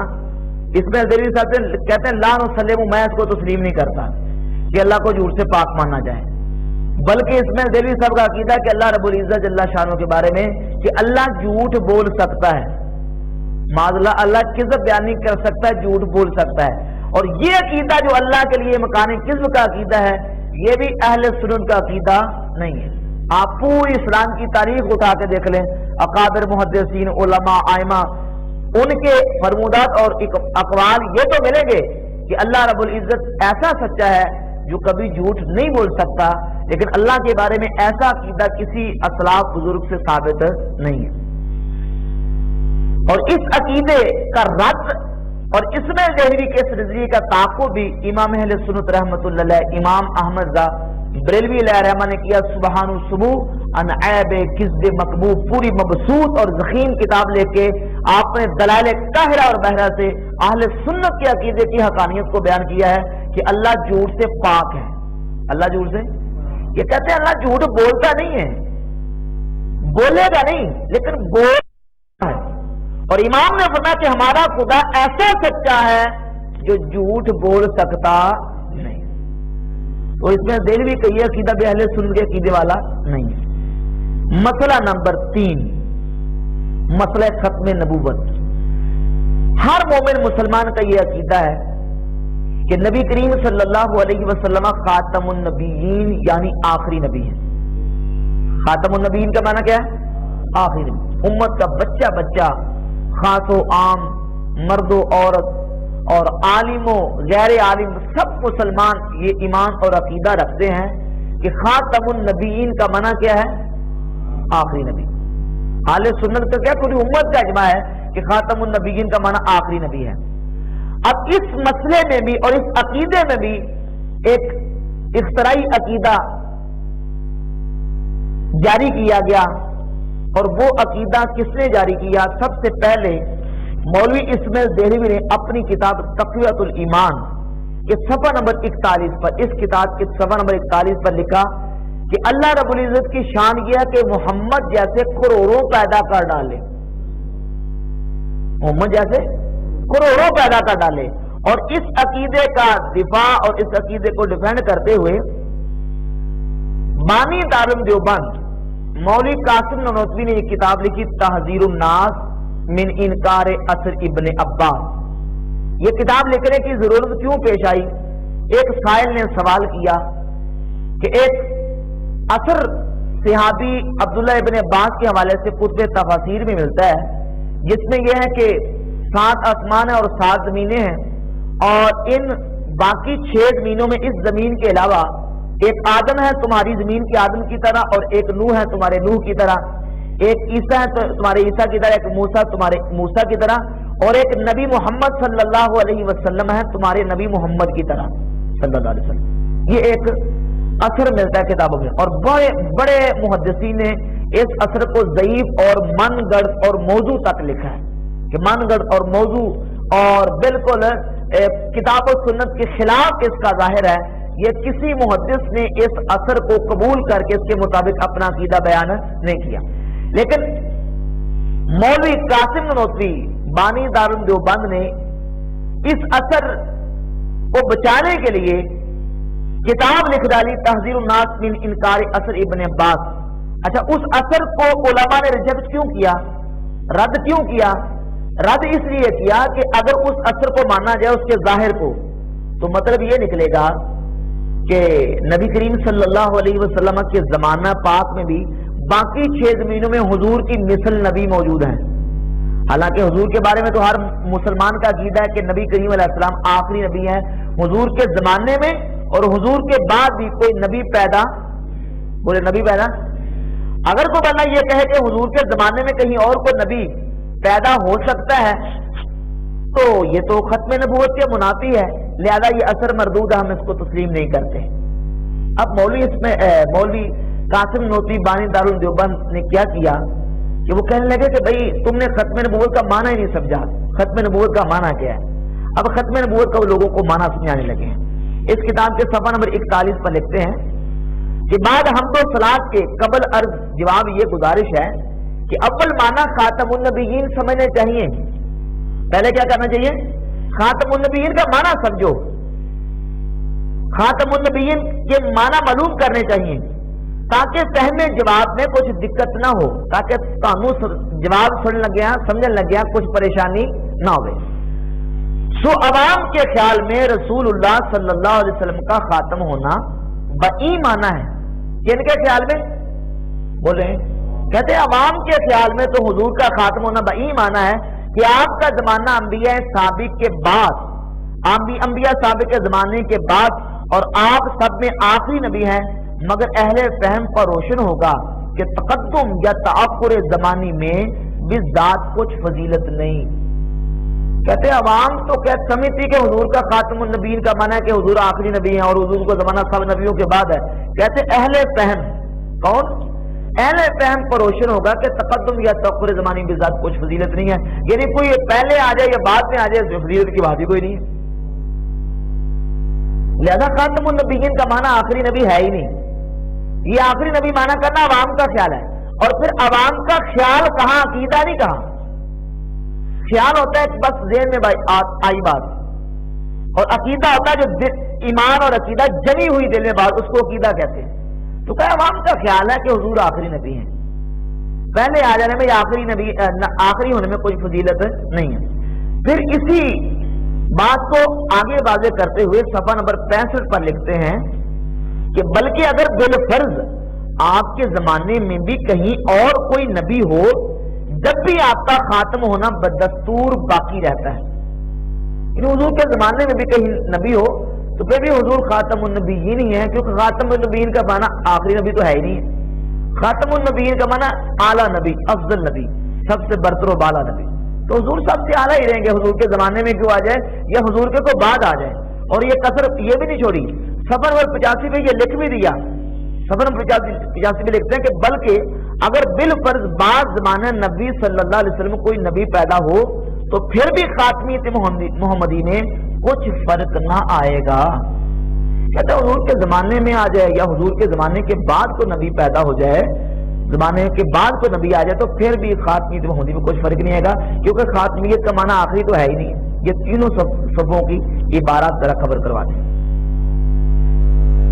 یہ صفحہ نمبر 41 ہے، یہ صفحہ نمبر 65 ہے،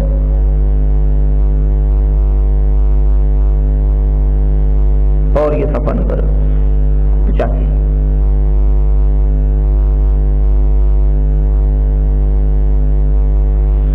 اب یہ دیکھ لیں، اب یہ بتائیں کہ جو تحذیر الناس میں عقیدہ بیان کیا گیا ہے، یہ عقیدہ شاہ ولی اللہ کا عقیدہ ہے، شاہ عبدالعزیز محدث دہلوی کا عقیدہ ہے، شیخ عبدالحق محدث دہلوی کا عقیدہ ہے، مجدد الثانی رحمۃ اللہ علیہ کا عقیدہ ہے۔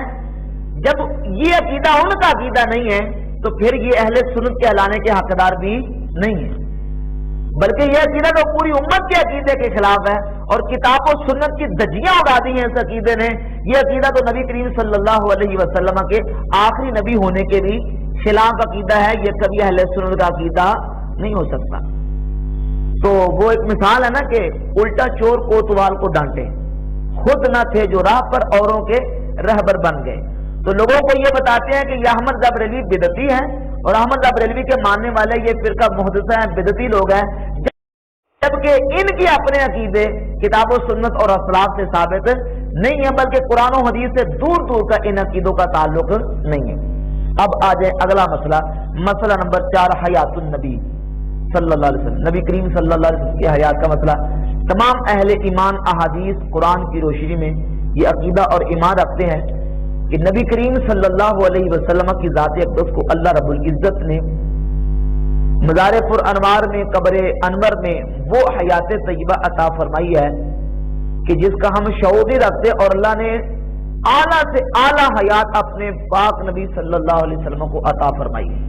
لیکن اس حیات النبی کے عقیدے کا انکار کرتے ہوئے تقویت الایمان مولوی اسماعیل دہلوی اس کتاب تقویت الایمان کے صفحہ نمبر 81 پہ لے گیا کہ معذلہ حضور مر کر مٹی میں مل گئے.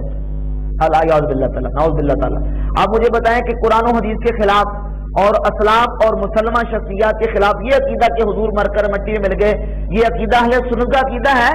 نہیں عقیدہ، یہ اہل سنت کا عقیدہ نہیں ہے. ابھی اپنے فرق سمجھے جانا ہے.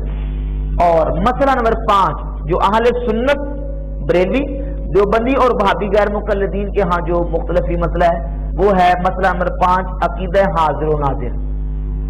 کون سا عقیدہ؟ عقیدہ حاضر. اب اس وقت کتابوں سے سے دلائل پیش کروں گا کہ قرآن پاک سے حدیث سے کیا ہماری دلیل ہے. صرف اسلام سے میں ثابت کروں گا کہ اعلیٰ حضرت امام بریلوی رحمۃ اللہ علیہ نے اگر نبی کریم علیہ السلام کے لیے حاضر و ناظر کے عقیدے کا مسئلہ بیان کیا ہے تو وہ اپنا عقیدہ اپنی طرف سے بیان نہیں کیا ہے، بلکہ وہ عقیدہ ہمارے اسلاف اور بزرگان دین سے ثابت ہے جن کو تمام مکاتب، یہ تینوں مکاتب فکر مسلمہ شخصیات مانتے ہیں. پہلے سمجھے کہ عقیدہ حاضر ناظر ہے کیا. عقیدہ حاضر و ناظر کا مطلب یہ ہے، ہمارا ایمان اور عقیدہ ہے کہ نبی کریم صلی اللہ علیہ وسلم کا جسد پاک اپنی قبر پر انوار روضہ اطہر میں موجود ہے، اور حضور سید عالم صلی اللہ علیہ وسلم اپنی سماعت و بصارت سے، علم، نور، فیضان نبوت سے کائنات کی چیزوں کا مشاہدہ فرماتے ہیں، اور امت کے اعمال پر نبی کریم علیہ السلام حاضر و ناظر ہیں. امت کے اعمال پر حضور ہے حاضر و ناظر ہیں. یہ اہل سنت کا عقیدہ ہے، اور یہ عقیدہ شیخ عبدالحق محدث دہلوی رحمۃ اللہ تعالی علیہ نے اپنی کتاب اشعۃ اللمعات کی پہلی جلد صفحہ نمبر 430 پہ بیان کیا. یہ مولانا احمد رضا بریلوی صاحب نے بیان نہیں صرف کیا بلکہ ہمارے اسلاف اور اکابرین نے بھی اسی عقیدے کو بیان کیا ہے. یہ صفحہ نمبر 430 سے فرماتے ہیں کہ جب نمازی نماز میں السلام علیکہ ایھا النبی کہتا ہے نا، تو فرماتے ہیں کہ پس مصلی پس آہل صلی اللہ علیہ وسلم در ذات مسلیاں موجود و حاضر، پس مسلی باعث کی عظیمانہ آگاہ باشد. نبی صلی اللہ علیہ وسلم نمازیوں کی نماز میں حاضر ہے، بس نمازی کو چاہیے کہ وہ اس معنی سے آگاہ رہے، جب السلام علیکہ کہتا ہے تو اس کا درود حضور کی بارگاہ میں پہنچتا ہے، اور میرے آقا کریم علیہ السلام اس کو جواب بھی ارشاد فرماتے ہیں. بس حضرت صلی اللہ علیہ وسلم در ذات مسلیاں موجود و حاضر ہے کہ نبی علیہ الصلوۃ والسلام نمازیوں کی نماز میں موجود اور حاضر ہیں. نمازیوں کو چاہیے کہ اس معنی سے آگاہ رہیں. یہ کس کا عقیدہ؟ شیخ عبدالحق محدث دہلوی. اور اسی عقیدے کی ترجمانی امام احمد رضا بریلوی رحمۃ اللہ علیہ نے کی ہے. اب یہ دیوبندی کہیں گے، غیر مقلد کہیں گے یہ تو احمد رضا بریلوی نے اپنا عقیدہ نہیں کہا، یہ اکابرین اور اسلاف کا بحمدہ تعالی عقیدہ ہے. اس میں مختصر حوالے پیش کروں گا تاکہ بات مختصر وقت میں مکمل ہو سکے. نورانیت مصطفیٰ مسئلہ نمبر 6. اب یہ سرکار دو عالم صلی اللہ علیہ وسلم کی نورانیت کا مسئلہ ہے. حضور کی نورانیت کا مسئلہ بھی بحمدہ تعالی اہل سنت کا جو عقیدہ ہے یہ ہمارے اکابر اسلاف سے ثابت ہے. مجدد الفسانی شیخ احمد سرندی رحمت اللہ تعالی علیہ ہمارے بہت بڑے اکابرین میں سے ہیں، جن کے بارے میں مولوی ابراہیم میر سیالکوٹی نے اپنی کتاب تاریخ اہل حدیث کے صفحہ نمبر 444 پہ لکھا ہے. وہ ذرا عبارت میں آپ کے سامنے پیش کر دوں. کہتے ہیں کہ صفحہ 444 آپ بلا اختلاف عالم باعمل، عارف کامل، جامع کمالات ظاہری و باطنی اور 11ویں صدی کے مسلم مجدد ہیں. 11ویں صدی کے مسلم مجدد ہیں. کون؟ حضرت مجدد الفسانی شیخ احمد سرندی رحمۃ اللہ علیہ. ابھی میں ان کا جب عقیدہ پیش کروں گا تو کہیں گے نہیں قرآن و حدیث پیش کریں. تو کیا ان کا عقیدہ قرآن و حدیث کے خلاف ہے؟ اور پھر تو مولانا احمد صاحب کو الزام کیوں دیتے ہو کہ یہ عقیدے انہوں نے بیان کیے ہیں؟ بحمدہ تعالی اعلیٰ حضرت امام اہل سنت رحمۃ اللہ علیہ نے وہی عقیدے بیان کیے ہیں جو کتاب و سنت اور بزرگان دین اور اسلاف کے عقیدے ہیں. یہ مکتوبات امام ربانی مجدد الفسانی شیخ احمد سرندی رحمۃ اللہ علیہ، یہ اس کا صفحہ نمبر 75 ہے. دفتر سیوم مکتوبات امام ربانی حصہ 9. یہ ذرا صفحہ نمبر 75 کور کر دیں. فرماتے ہیں کہ بائیں دانش کے خلق محمدی درنگ سائر افراد انسانی نیز تو جان لے کہ نبی کریم علیہ السلام کی تخلیق عام انسانوں کی تخلیق کی طرح نہیں ہے. بائے دنس کے خلق محمدی درنگے سائر افراد انسانی نیس بلکہ بخلق ہے از افراد عالم مناسب ندارد کہ او صلی اللہ علیہ وسلم باوجود نشائے انصری از نور حق جل وعلا مخلوق اشتا. فرمایا یہ نہ سمجھنا کہ حضور نبی کریم علیہ السلام اور میرا اور آپ کا پیدا ہونے ایک جیسا ہے. فرماتے مخلوق میں سے کوئی ایک بھی نہیں ہے جو نبی صلی اللہ علیہ وسلم کی طرح تخلیق اس کی ہوئی ہو, کیونکہ اللہ نے حضور کو نور کے اپنے نور کے فیض سے تخلیق فرمایا. وَدِّگْرَ رَئِین دولت میسر نشدس, اور یہ دولت اللہ نے کسی اور کو عطا نہیں کی, اللہ نے یہ دولت کسی اور کو عطا نہیں کی. کما قال علیہ الصلوۃ والسلام خلقت من نور اللہ وَدِّگْرَ رَئِین دولت میسر نشدس. حضور نے خود فرمایا کہ میں اللہ کے نور کے فیض سے پیدا کیا گیا. وَدِّگْرَ رَئِین دولت میسر نشدس, یہ دولت اللہ نے کسی اور کو عطا نہیں کی. یہ کس کا عقیدہ ہے؟ اسلاف کا, بزرگوں کا عقیدہ. اور یہی عقیدہ امام اہل سنت رحمۃ اللہ علیہ نے صلاۃ الصفا فی نور المصطفیٰ صلی اللہ علیہ وسلم کتاب لکھ کے واضح کر دیا کہ اللہ نے حضور کو نور کے فیض سے تخلیق فرمایا. مسئلہ نمبر 7 شفاعت مصطفیٰ صلی اللہ علیہ وسلم. اب نبی کریم صلی اللہ علیہ وسلم کی شفاعت کا مسئلہ ہر مسلمان اس پر بحمد تعالی ایمان رکھتا ہے, اور ہمارا اہل سنت و جماعت کا یہ عقیدہ ہے کہ اللہ رب العزت کل قیامت کے دن نبی کریم صلی اللہ علیہ وسلم کی ذات اقدس کو مقام محمود پہ فائز فرمائے گا. اور میرے آقا کریم صلی اللہ علیہ وسلم, توجہ کریں ذرا, حضور صلی اللہ علیہ وسلم مقام محمود فائز ہوں گے, اور حضور قیامت میں شفیع بالوجی ہوں گے, یعنی پوری عزت کے ساتھ اللہ تعالیٰ نبی کریم علیہ السلام کو شفاعت کا اذن دے گا, اور حضور اپنی پوری عزت کے ساتھ قیامت کے دن گنہگاروں کی شفاعت فرمائیں گے. لیکن یہ کتاب تقویۃ الایمان ہے. اس کتاب تقویۃ الایمان میں اس میں دہلوی صاحب کیا عقیدہ بیان کرتے ہیں کہ حضور کو شفیع بالوجی ماننے والا اور یہ عقیدہ رکھنے والا, دہلوی صاحب لکھتے ہیں وہ شرک میں ابو جہل سے بدتر ہے. تو یہ عقیدہ بھی اہل سنت کے ساتھ ان کا ملتا نہیں ہے. بس آپ توجہ کریں, مختصر انشاءاللہ بقدر میں بات مکمل کروں گا. مسئلہ نمبر 8.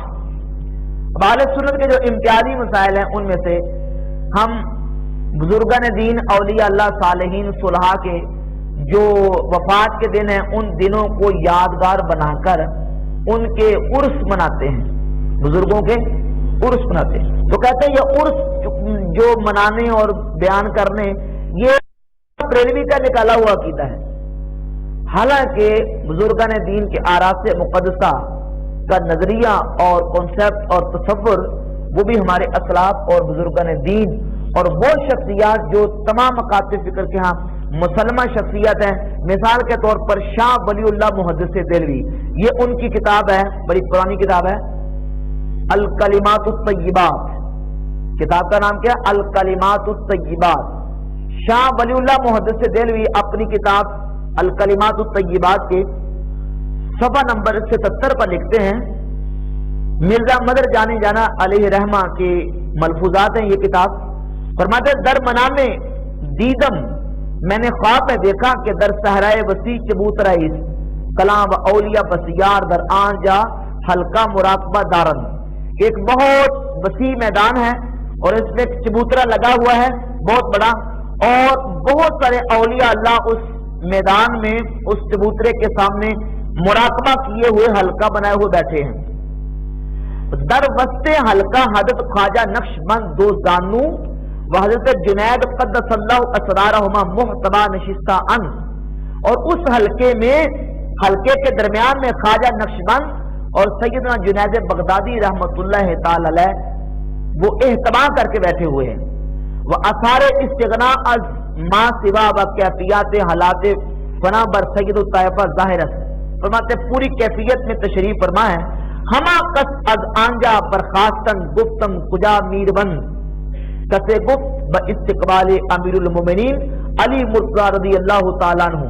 جو ان میں سے اٹھتا ہے پوچھتے ہیں کہاں جا رہے ہو, کہتے ہیں امیر المومنین علی المرتضی تشریف لا رہے ہیں, ان کے استقبال کے لیے جا رہے ہیں. یہ کون لگ رہے ہیں؟ شاہ ولی اللہ محدث دہلوی. اور پس حضرت امیر تشریف فرما شدن شخص گلیم پوش سرو پا برہنا یولیدہ ہمراہ حضرت امیر نمودار گشت. حضرت امیر المومنین علی المرضی رضی اللہ عنہ تشریف لے کے ان کے ساتھ ایک وہ بزرگ شخصیت ہے کہ جو پھٹے پرانے انہوں نے کپڑے پہنے ہوئے تھے، سر ان کا، بال ان کے بکھرے ہوئے تھے. حضرت علی کے ساتھ وہ آئے تو حضرت دست در دست خود بکمال تواضع و تعظیم گرفتہ ان. مولا علی نے اس بزرگ کا بڑی تواضع و تعظیم کے ساتھ ہاتھ پکڑا ہوا ہے. گفتم این کیس، میں نے کہا یہ کیا ہے؟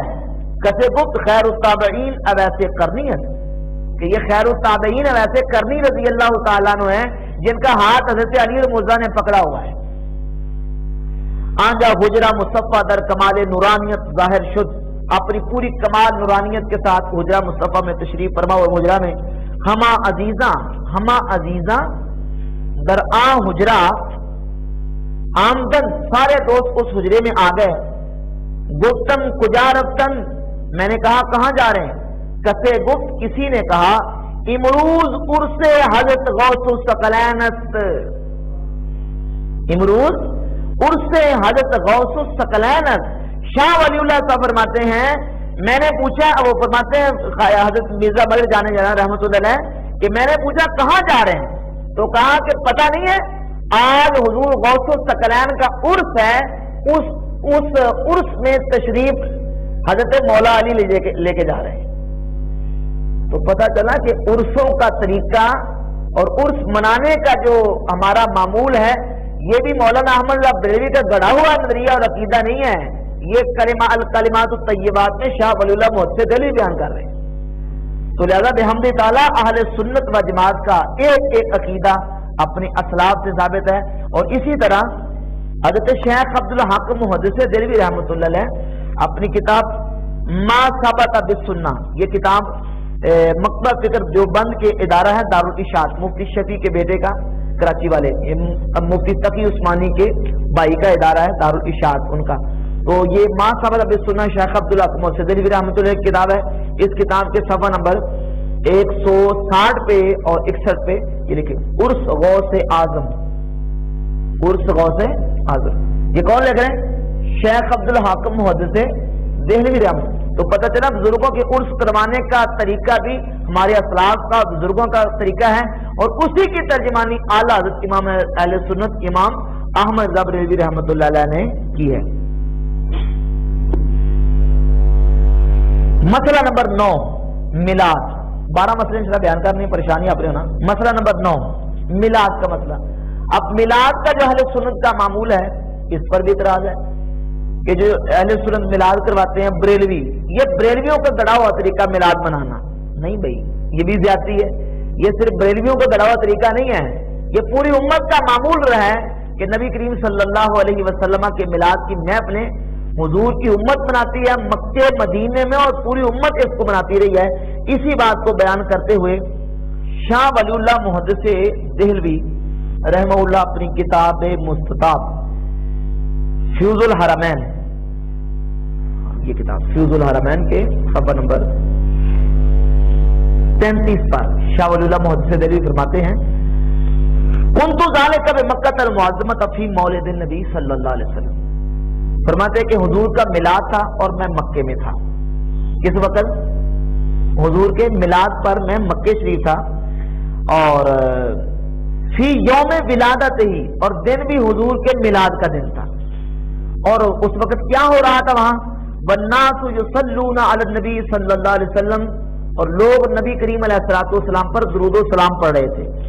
وَيَذْكُرُونَ إِرْحَاسَاتِهِ الَّتِي ظَهَرَتْ فِي وِلَادَتِهِ وَمُشَاهَدَتِهِ قَبْلَ بِعْثَتِهِ، اور اس محفل میں حضور پر درود و سلام پڑھ رہے تھے، اور نبی صلی اللہ علیہ وسلم کی ولادت کے وقت جو حضور کے ارحاسات، حضور کی عظمت شانیں ظاہر ہوئی ہیں، ان شانوں اور عظمتوں کو بیان کر رہے تھے. تو ہوا کیا؟ فَرَأَيْتُ أَنْوَارًا، تو اس محفل میں نے نور کی بارش دیکھی. کون کہتے ہیں؟ شاہ ولی اللہ. نور کی بارش سطعت طبعتاً واحدہ، اچانک وہ نور کی بارش برسنی شروع ہو گئی. لا اقول انی ادرکتها ببصر الجسد، میں یہ نہیں کہتا کہ میں نے سر کی آنکھوں سے دیکھا ہے. ولا اقول ادرکتها ببصر الروح، اور نہ میں یہ کہتا ہوں کہ میں نے صرف اپنی روح کی آنکھوں سے دیکھا ہے. بلکہ میں نے روح کی آنکھوں سے بھی دیکھا ہے، سر کی آنکھوں سے بھی دیکھا ہے۔ تو پوری بار شاہ ولی اللہ محدث دہلوی رحمۃ اللہ علیہ نے اس میں بیان کیا ہے اور یہ واضح کر دیا کہ نبی کریم صلی اللہ علیہ وسلم کے میلاد منانے کا طریقہ بھی صرف احمد رضا بریلوی کا عقیدہ نہیں ہے، یہ مولانا احمد رضا بریلوی نے عقیدہ نہیں نکالا، یہ بھی مکے مدینے والوں کا بھی یہ عقیدہ ہے، شاہ ولی اللہ محدث دہلوی کا بھی یہی عقیدہ ہے۔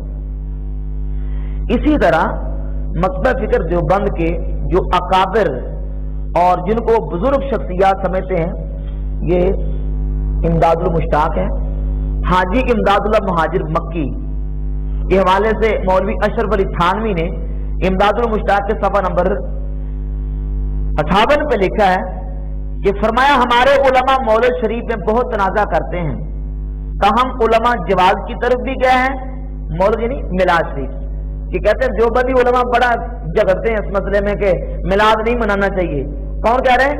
حاجی امداد اللہ مہاجر مکی فرماتے ہیں علماء جواز کی طرف بھی گئے ہیں، جب صورت جواز کی موجود ہے پھر کیوں ایسا تشدد کرتے ہیں، اور ہمارے واسطے اتباع حرمین کافی ہے، ہمارے واسطے اتباع حرمین یعنی اس وقت مکے مدینے کے لوگ میلاد سرکار کا مناتے تھے۔ حاجی امداد اللہ فرماتے ہیں کہ ہمیں اتنا ہی کافی ہے کہ مکے مدینے میں حضور کا میلاد ہوتا ہے، بس ہمارے لیے اتنی دلیل کافی ہے۔ تو حضور کا میلاد منانے کا طریقہ بھی بزرگوں کا اور اکابرین اور سلاف کا طریقہ ہے۔ اس پر حضرت شیخ عبدالحق محدث دہلوی رحمۃ اللہ علیہ کی کتاب مستطاب ما ثبت بالسنہ کا ایک حوالہ پیش کر دیتا ہوں تاکہ یہ مسئلہ بھی واضح ہو جائے کہ حضرت شیخ عبدالحق محدث دہلوی رحمۃ اللہ فرماتے ہیں اپنی کتاب ما ثبت بالسنہ کے صفحہ 84 پر فرماتے ہیں مسلمان ہمیشہ سے محفل میلاد نبی صلی اللہ علیہ وسلم منعقد کرتے آئے ہیں، محفل میلاد کے ساتھ ہی دعوتیں دینے، کھانے وغیرہ پکانے اور غریبوں کو طرح طرح کے تحفہ تحائف تقسیم کرتے، خوشی کا اظہار کرتے اور دل کو کھول کر خرچ کرتے ہیں، نیز ولادت باسعادت پر قرآن خوانی کراتے اور اپنے مکانوں کو مزین کرتے ہیں۔ ان تمام افعال حسنہ کی برکت سے ان لوگوں پر اللہ کی برکتوں کا نزول ہوتا رہتا ہے۔ محفل میلاد نبی صلی اللہ علیہ وسلم کرنے کے خصوصی تجربے یہ ہیں کہ میلاد کرنے والے سال بھر تک اللہ کی حفظ و ایمان میں رہتے ہیں اور حاجت روائی و مقصود برآری کی خوشیوں سے جل کر ہم آغوش ہوتے ہیں۔ کون؟ میلاد النبی کی محفلیں سجانے والے، یہ دونوں صفحے کور کرنے ہیں، یہ بھی دیکھ لیں۔ مسئلہ نمبر 10 بدعت کا مسئلہ۔ اب یہ بھی اہل سنت بریلوی اور مکتبہ فکر دیوبند اور غیر مقلدین وہابی اہل حدیث جو ہیں اپنے آپ کو کہتے ہیں، ان کے ہاں یہ مختلف ہی مسئلہ ہے۔ وہ کہتے ہیں بس ہر بدعت گمراہی ہے، اچھا ہو یا برا جو بھی کام ہے وہ گمراہی ہی گمراہی ہے۔ اس پر میں شیخ عبدالحق محدث دہلوی رحمۃ اللہ کا ایک حوالہ پیش کر دیتا ہوں۔ شیخ اس مسئلے میں واضح فرماتے ہیں، یہ کتاب ہے اشعۃ المات پہلی جلد صفحہ نمبر 135۔ آپ نے یہاں صفحہ 135 پر بدعت کی قسمیں بیان کی ہیں اور فرماتے ہیں کہ بعض بدعتیں واجب ہیں، بعض مکروہ ہیں، بعض جو ہیں وہ حرام ہیں، بعض مستحب ہیں اور بعض واجب تک ہیں۔ بدعت کی تقسیم بیان کی ہے شیخ عبدالحق محدث دہلوی رحمۃ اللہ تعالی علیہ نے، جو کہ اہل سنت و جماعت کا نظریہ ہے معمولات کے حوالے سے، اور اسی بات کو یہ مکتبہ فکر دیوبند کے حکیم الامت ہی اپنی اس کتاب میں کہہ گئے ایک جگہ پر، بوادر النوادر صفحہ نمبر 777 کی کور کر دیں۔ اس سے بھی تھانوی صاحب نے بدعت کی اقسام بیان کی ہے۔ اب جب ہمارے ساتھ بات ہوتی ہے تو کہتے نہیں ہر بدعت گمراہی ہے، ہر نیا کام گمراہی ہے، لہذا میلاد بھی ثابت نہیں ہے، گیارہویں بھی ثابت نہیں ہے، تیجا کل 40واں سب یہ بدعت ہے، گمراہی ہے۔ اور جب اپنی باری آتی ہے تو پھر وہاں بدعت کی تقسیمیں بیان کرتے ہیں، اور ہمارے اکابرین سے یہ بات ثابت ہے اور علماء نے محدثین نے اس بات کو واضح کیا کہ بدعت جو ہے اس کی اقسام ہیں، بدعت مندوبہ ہے، محرمہ ہے، مکروہ ہے، اور بدعت مستحبہ ہے، بدعت واجبہ ہے۔ تو جو جس کیٹیگری میں آئے گا اس کا وہی حکم ہوگا، یہ نہیں کہ نیک اور اچھے کام کو بھی گمراہی اور جہنم میں جانے والا کام قرار دے لیا جائے۔ لہذا ہم اہل سنت میلاد کراتے ہیں، بزرگان دین کے عرس کراتے ہیں، اور دیگر اہل سنت کے جو معمولات ہیں وہ اگر ہیں تو بدعات حسنہ میں آتے ہیں، اچھے کام ہیں، وہ برے کام اور جہنمیوں والے کام ہرگز نہیں ہیں۔ مسئلہ نمبر 11 یہ نہایت اہم مسئلہ ہے، اس کو سمجھنے کے لیے بھی توجہ کی ضرورت ہے۔ مسئلہ نمبر 11 مزارات انبیاء و اولیاء کا مسئلہ، بزرگان دین کے مزارات۔ یہ بھی ان 3 طبقوں میں سے اہل سنت کا نام لینے والے مکتبہ فکر بریلوی، دیوبندی اور وہابی غیر مقلد، ان تینوں میں سے صرف اہل سنت و جماعت بریلوی اولیاء اللہ انبیاء علیہ الصلوۃ والتسلیمات کے مزارات کو جائز اور مستحسن سمجھتے ہیں۔ وہابی بھی اس کو حرام سمجھتے ہیں اور دیوبندی بھی اس کو کیا سمجھتے ہیں؟ حرام سمجھتے ہیں۔ یہ دیکھیں، یہ کتاب فتاوی دارالعلوم دیوبند،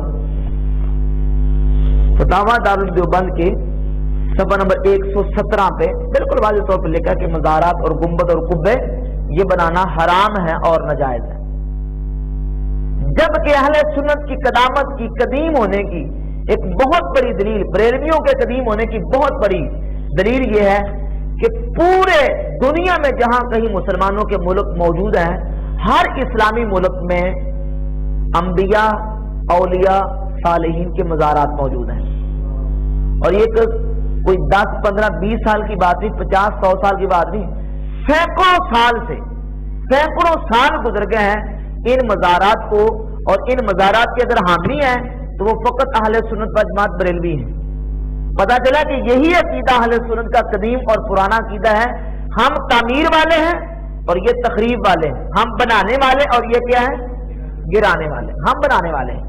اور آج نبی کریم صلی اللہ علیہ وسلم کے مزار اقدس پر گنبد خضرا کا جلوہ بخیرنا بھی اہل سنت و جماعت کے عقیدے کی ترجمانی کرتا ہے، اور امام احمد بریلوی رحمۃ اللہ علیہ کے عقیدے کی ہی تائید و توثیق کرتا ہے، جو کہ سرکار دو عالم صلی اللہ علیہ وسلم کے مزار اقدس پہ گنبد خضرا ہے۔ سینکڑوں سال گزر، کل پرسوں کی بات نہیں ہے، سینکڑوں سال سے یہ گنبد خضرا بنا ہوا ہے، اگرچہ اس کو توڑنے کی اور شہید کرنے کی کوششیں کی گئی، اور یہ صرف گنبد خضرا ہی نہیں بنا بلکہ مکہ شریف اور مدینہ شریف حرمین طیبین میں آج کی اس نجدی حکومت کے آنے سے پہلے، نجدی حکومت کے آنے سے پہلے حرمین طیبین میں باقاعدہ صحابہ کرام، اہل بیت طہار رضوان اللہ تعالی علیہ مجمعین، اولیاء اللہ، اہل اللہ اور نیک لوگوں کے اس وقت مزارات موجود ہیں۔ ان کی چند تصاویر جنت المالا اور جنت الملا کی آپ ذرا ملاحظہ فرما لیں۔ یہ پرانے حضرت سیدہ خدیجہ الکبریٰ رضی اللہ تعالیٰ عنہ اور جنت البقیع میں سیدہ فاطمہ الزہرا رضی اللہ تعالیٰ عنہ کے مزارات کی تصاویر، یہ پرانی تصاویر، یہ وہاں سے کتاب شائع ہوئی ہے، تاریخ بقیع الغرقد، تاریخ بقیع الغرقد۔ اس کتاب کے اندر بھی انہوں نے پرانی وہ تصاویر دی ہیں، یہ اس حکومت کے قبضہ کرنے سے پہلے جو اس وقت مزارات تھے، اہل سنت کے عقیدے کی جو ترجمانی تھی وہ موجود تھے، انہوں نے آ کے پھر اس کو شہید کر دیا، ختم کر دیا، بلڈوزر پھیر دیے گئے۔ اور یہ بلڈوزر کس نے پھیرے اور ان مزارات کس نے شہید کیا، اس کا بھی ذرا میں آپ کے سامنے بیان کر دوں تاکہ یہ مسئلہ واضح ہو جائے کہ تعمیر والے اور ہیں اور تخریب والے اور ہیں۔ ہم تعالیٰ بنانے والے ہیں، گرانے والے نہیں ہیں، اور بنانے والے پہلے ہیں اور گرانے والے بولیے، گرانے والے بنانے والے پہلے، سینکڑوں سال پہلے بنے، اور وہ جو سینکڑوں سال پہلے بنانے والے تھے وہ بریلوی تھے یا وہ احمد رضا بریلوی رحمۃ اللہ علیہ نے بنائے؟ نہیں، بزرگان دین اور اس وقت کے بڑے بڑے جو علماء تھے ان سب نے اس پہ اتفاق کیا کہ یہ گنبد اور قبے یہ عظمت کی دلیل ہے، عظمت کی علامت ہے۔ جس طرح مسجدوں پہ مینار عظمت کی دلیل اور علامت ہے، اس طرح انبیاء اور صالحین کے قبروں پہ گنبد جو ہے یہ بھی عظمت کی دلیل ہے، اس کے بنانے میں کوئی قباحت نہیں ہے، لہذا یہ جائز ہے۔ علماء نے اس وقت اجماع اور اتفاق کیا، تمام علماء، کوئی بھی ایک صحیح العقیدہ عالم نہیں دکھا سکتے جس نے اس مسئلے کے ساتھ اختلاف کیا ہو۔ بحمد تعالیٰ اس عقیدے کو ماننے والے اور اس اجماع اور اس نظریے کو ماننے والے بھی اہل سنت و جماعت بریلوی ہیں، جو کہ امام احمد بریلوی رحمۃ اللہ علیہ کے ماننے والے ہیں۔ یہ کتاب ہے شیخ الاسلام محمد بن عبد الوہاب نجدی، اس کتاب کے صفحہ نمبر 161 پر صادق خلیل صاحب لکھتے ہیں کہ انہدام قبات، شیخ الاسلام دعوت اللہ کے ساتھ ساتھ عمل قبروں پر تعمیر شدہ عمارتوں اور قبوں کو گرا دیتے تھے۔ عمارتوں اور قبوں کو کون؟ محمد بن عبد الوہاب نجدی کی جس وقت حکومت وہاں حرمین طیبین میں آئی، یہ مزارات اور صحابہ کرام اور اہل بیت کے جو قبے اور گنبد ہیں یہ اس وقت گرائے گئے، اس سے پہلے مکے میں بھی مزارات تھے اور مدینے میں بھی مزارات تھے، اور آج نبی کریم علیہ الصلوۃ والسلام کا روضہ اطہر بھی اہل سنت و جماعت کے عقیدے کی تائید کرتا ہے۔ اس کے علاوہ اتحاد و جزیرت العرب کتاب ہے میرے پاس، یہ کتاب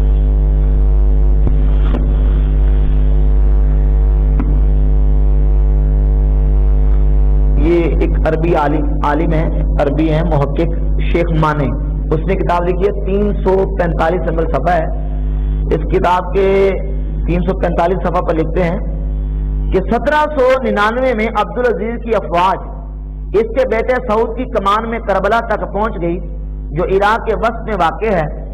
عراق جزیرت العرب کی جانب سے بڑھنے والی فوجوں کی بری طرح زد میں آتا تھا، چنانچہ سعودی عساکر نے قبروں کے سب گنبد مسمار کر دیے، کیونکہ نجدیوں کا خیال تھا کہ یہ گنبد لوگوں کو خدا کی عبادت کرنے سے باز رکھتے ہیں۔ حضرت حسین کی قبر پر بھی اور گنبد بھی نشان، حضرت حسین کی قبر بھی اور گنبد بھی نشانہ بنے جو شیعہ فرقے کے نزدیک بہت مقدس گنے جاتے تھے۔ یہ دیکھ لے ذرا، امام حسین کی قبر سے گنبد کس نے گرایا؟ نجدیوں نے۔ کس نے گرایا؟ نجدیوں۔ لہذا گرانے والے بعد میں ہیں، بنانے والے پہلے تھے۔ تو ان تصریحات سے یہ بالکل بات واضح ہو جاتی ہے کہ بحمد تعالی مزارات کو، گنبدوں کو، قبوں کو ماننے والے اہل سنت و جماعت بریلوی، ان کا عقیدہ اور نظریہ بحمد تعالی بزرگان دین، اولیاء اللہ اور اہل اللہ سے ملتا ہے۔ اور آخر میں جو مسئلہ نمبر 12 استمداد کا مختصر مسئلہ بیان کروں گا۔ ہمارے عقیدے کے مطابق اللہ رب العزت جل شانہ نے اپنے ولیوں کو، اپنے نبیوں کو یہ طاقت دی ہے کہ اللہ کی عطا سے، وہ اللہ تعالیٰ کی عطا سے فوت ہونے کے بعد بھی روحانی طور پر اپنے دوستوں کی، یاروں کی مدد کر سکتے ہیں۔ اس عقیدے کو بیان کرتے ہوئے شاہ عبدالعزیز محدث دہلوی نے بستان المحدثین میں بیان کیا ہے، صفحہ نمبر 322 پر سیدی زروق فارسی رحمۃ اللہ علیہ فرماتے ہیں، انا لے مریدی جامع لشتات ہی اذا ما ستا جور الزمان بنقبت ہی و ان کنت فی دیک و کرب و وحشت فنادی بیا زروق آتی بسرعت ہی۔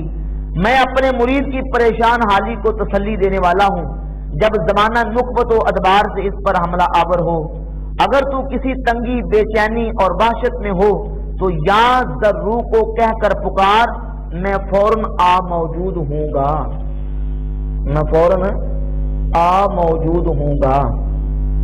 تو یہ استمداد کا، استعانت کا عقیدہ بھی اعلیٰ حضرت امام بریلوی رحمۃ اللہ علیہ نے جو بیان کیا ہے وہ بھی اکابرین سے ثابت ہے۔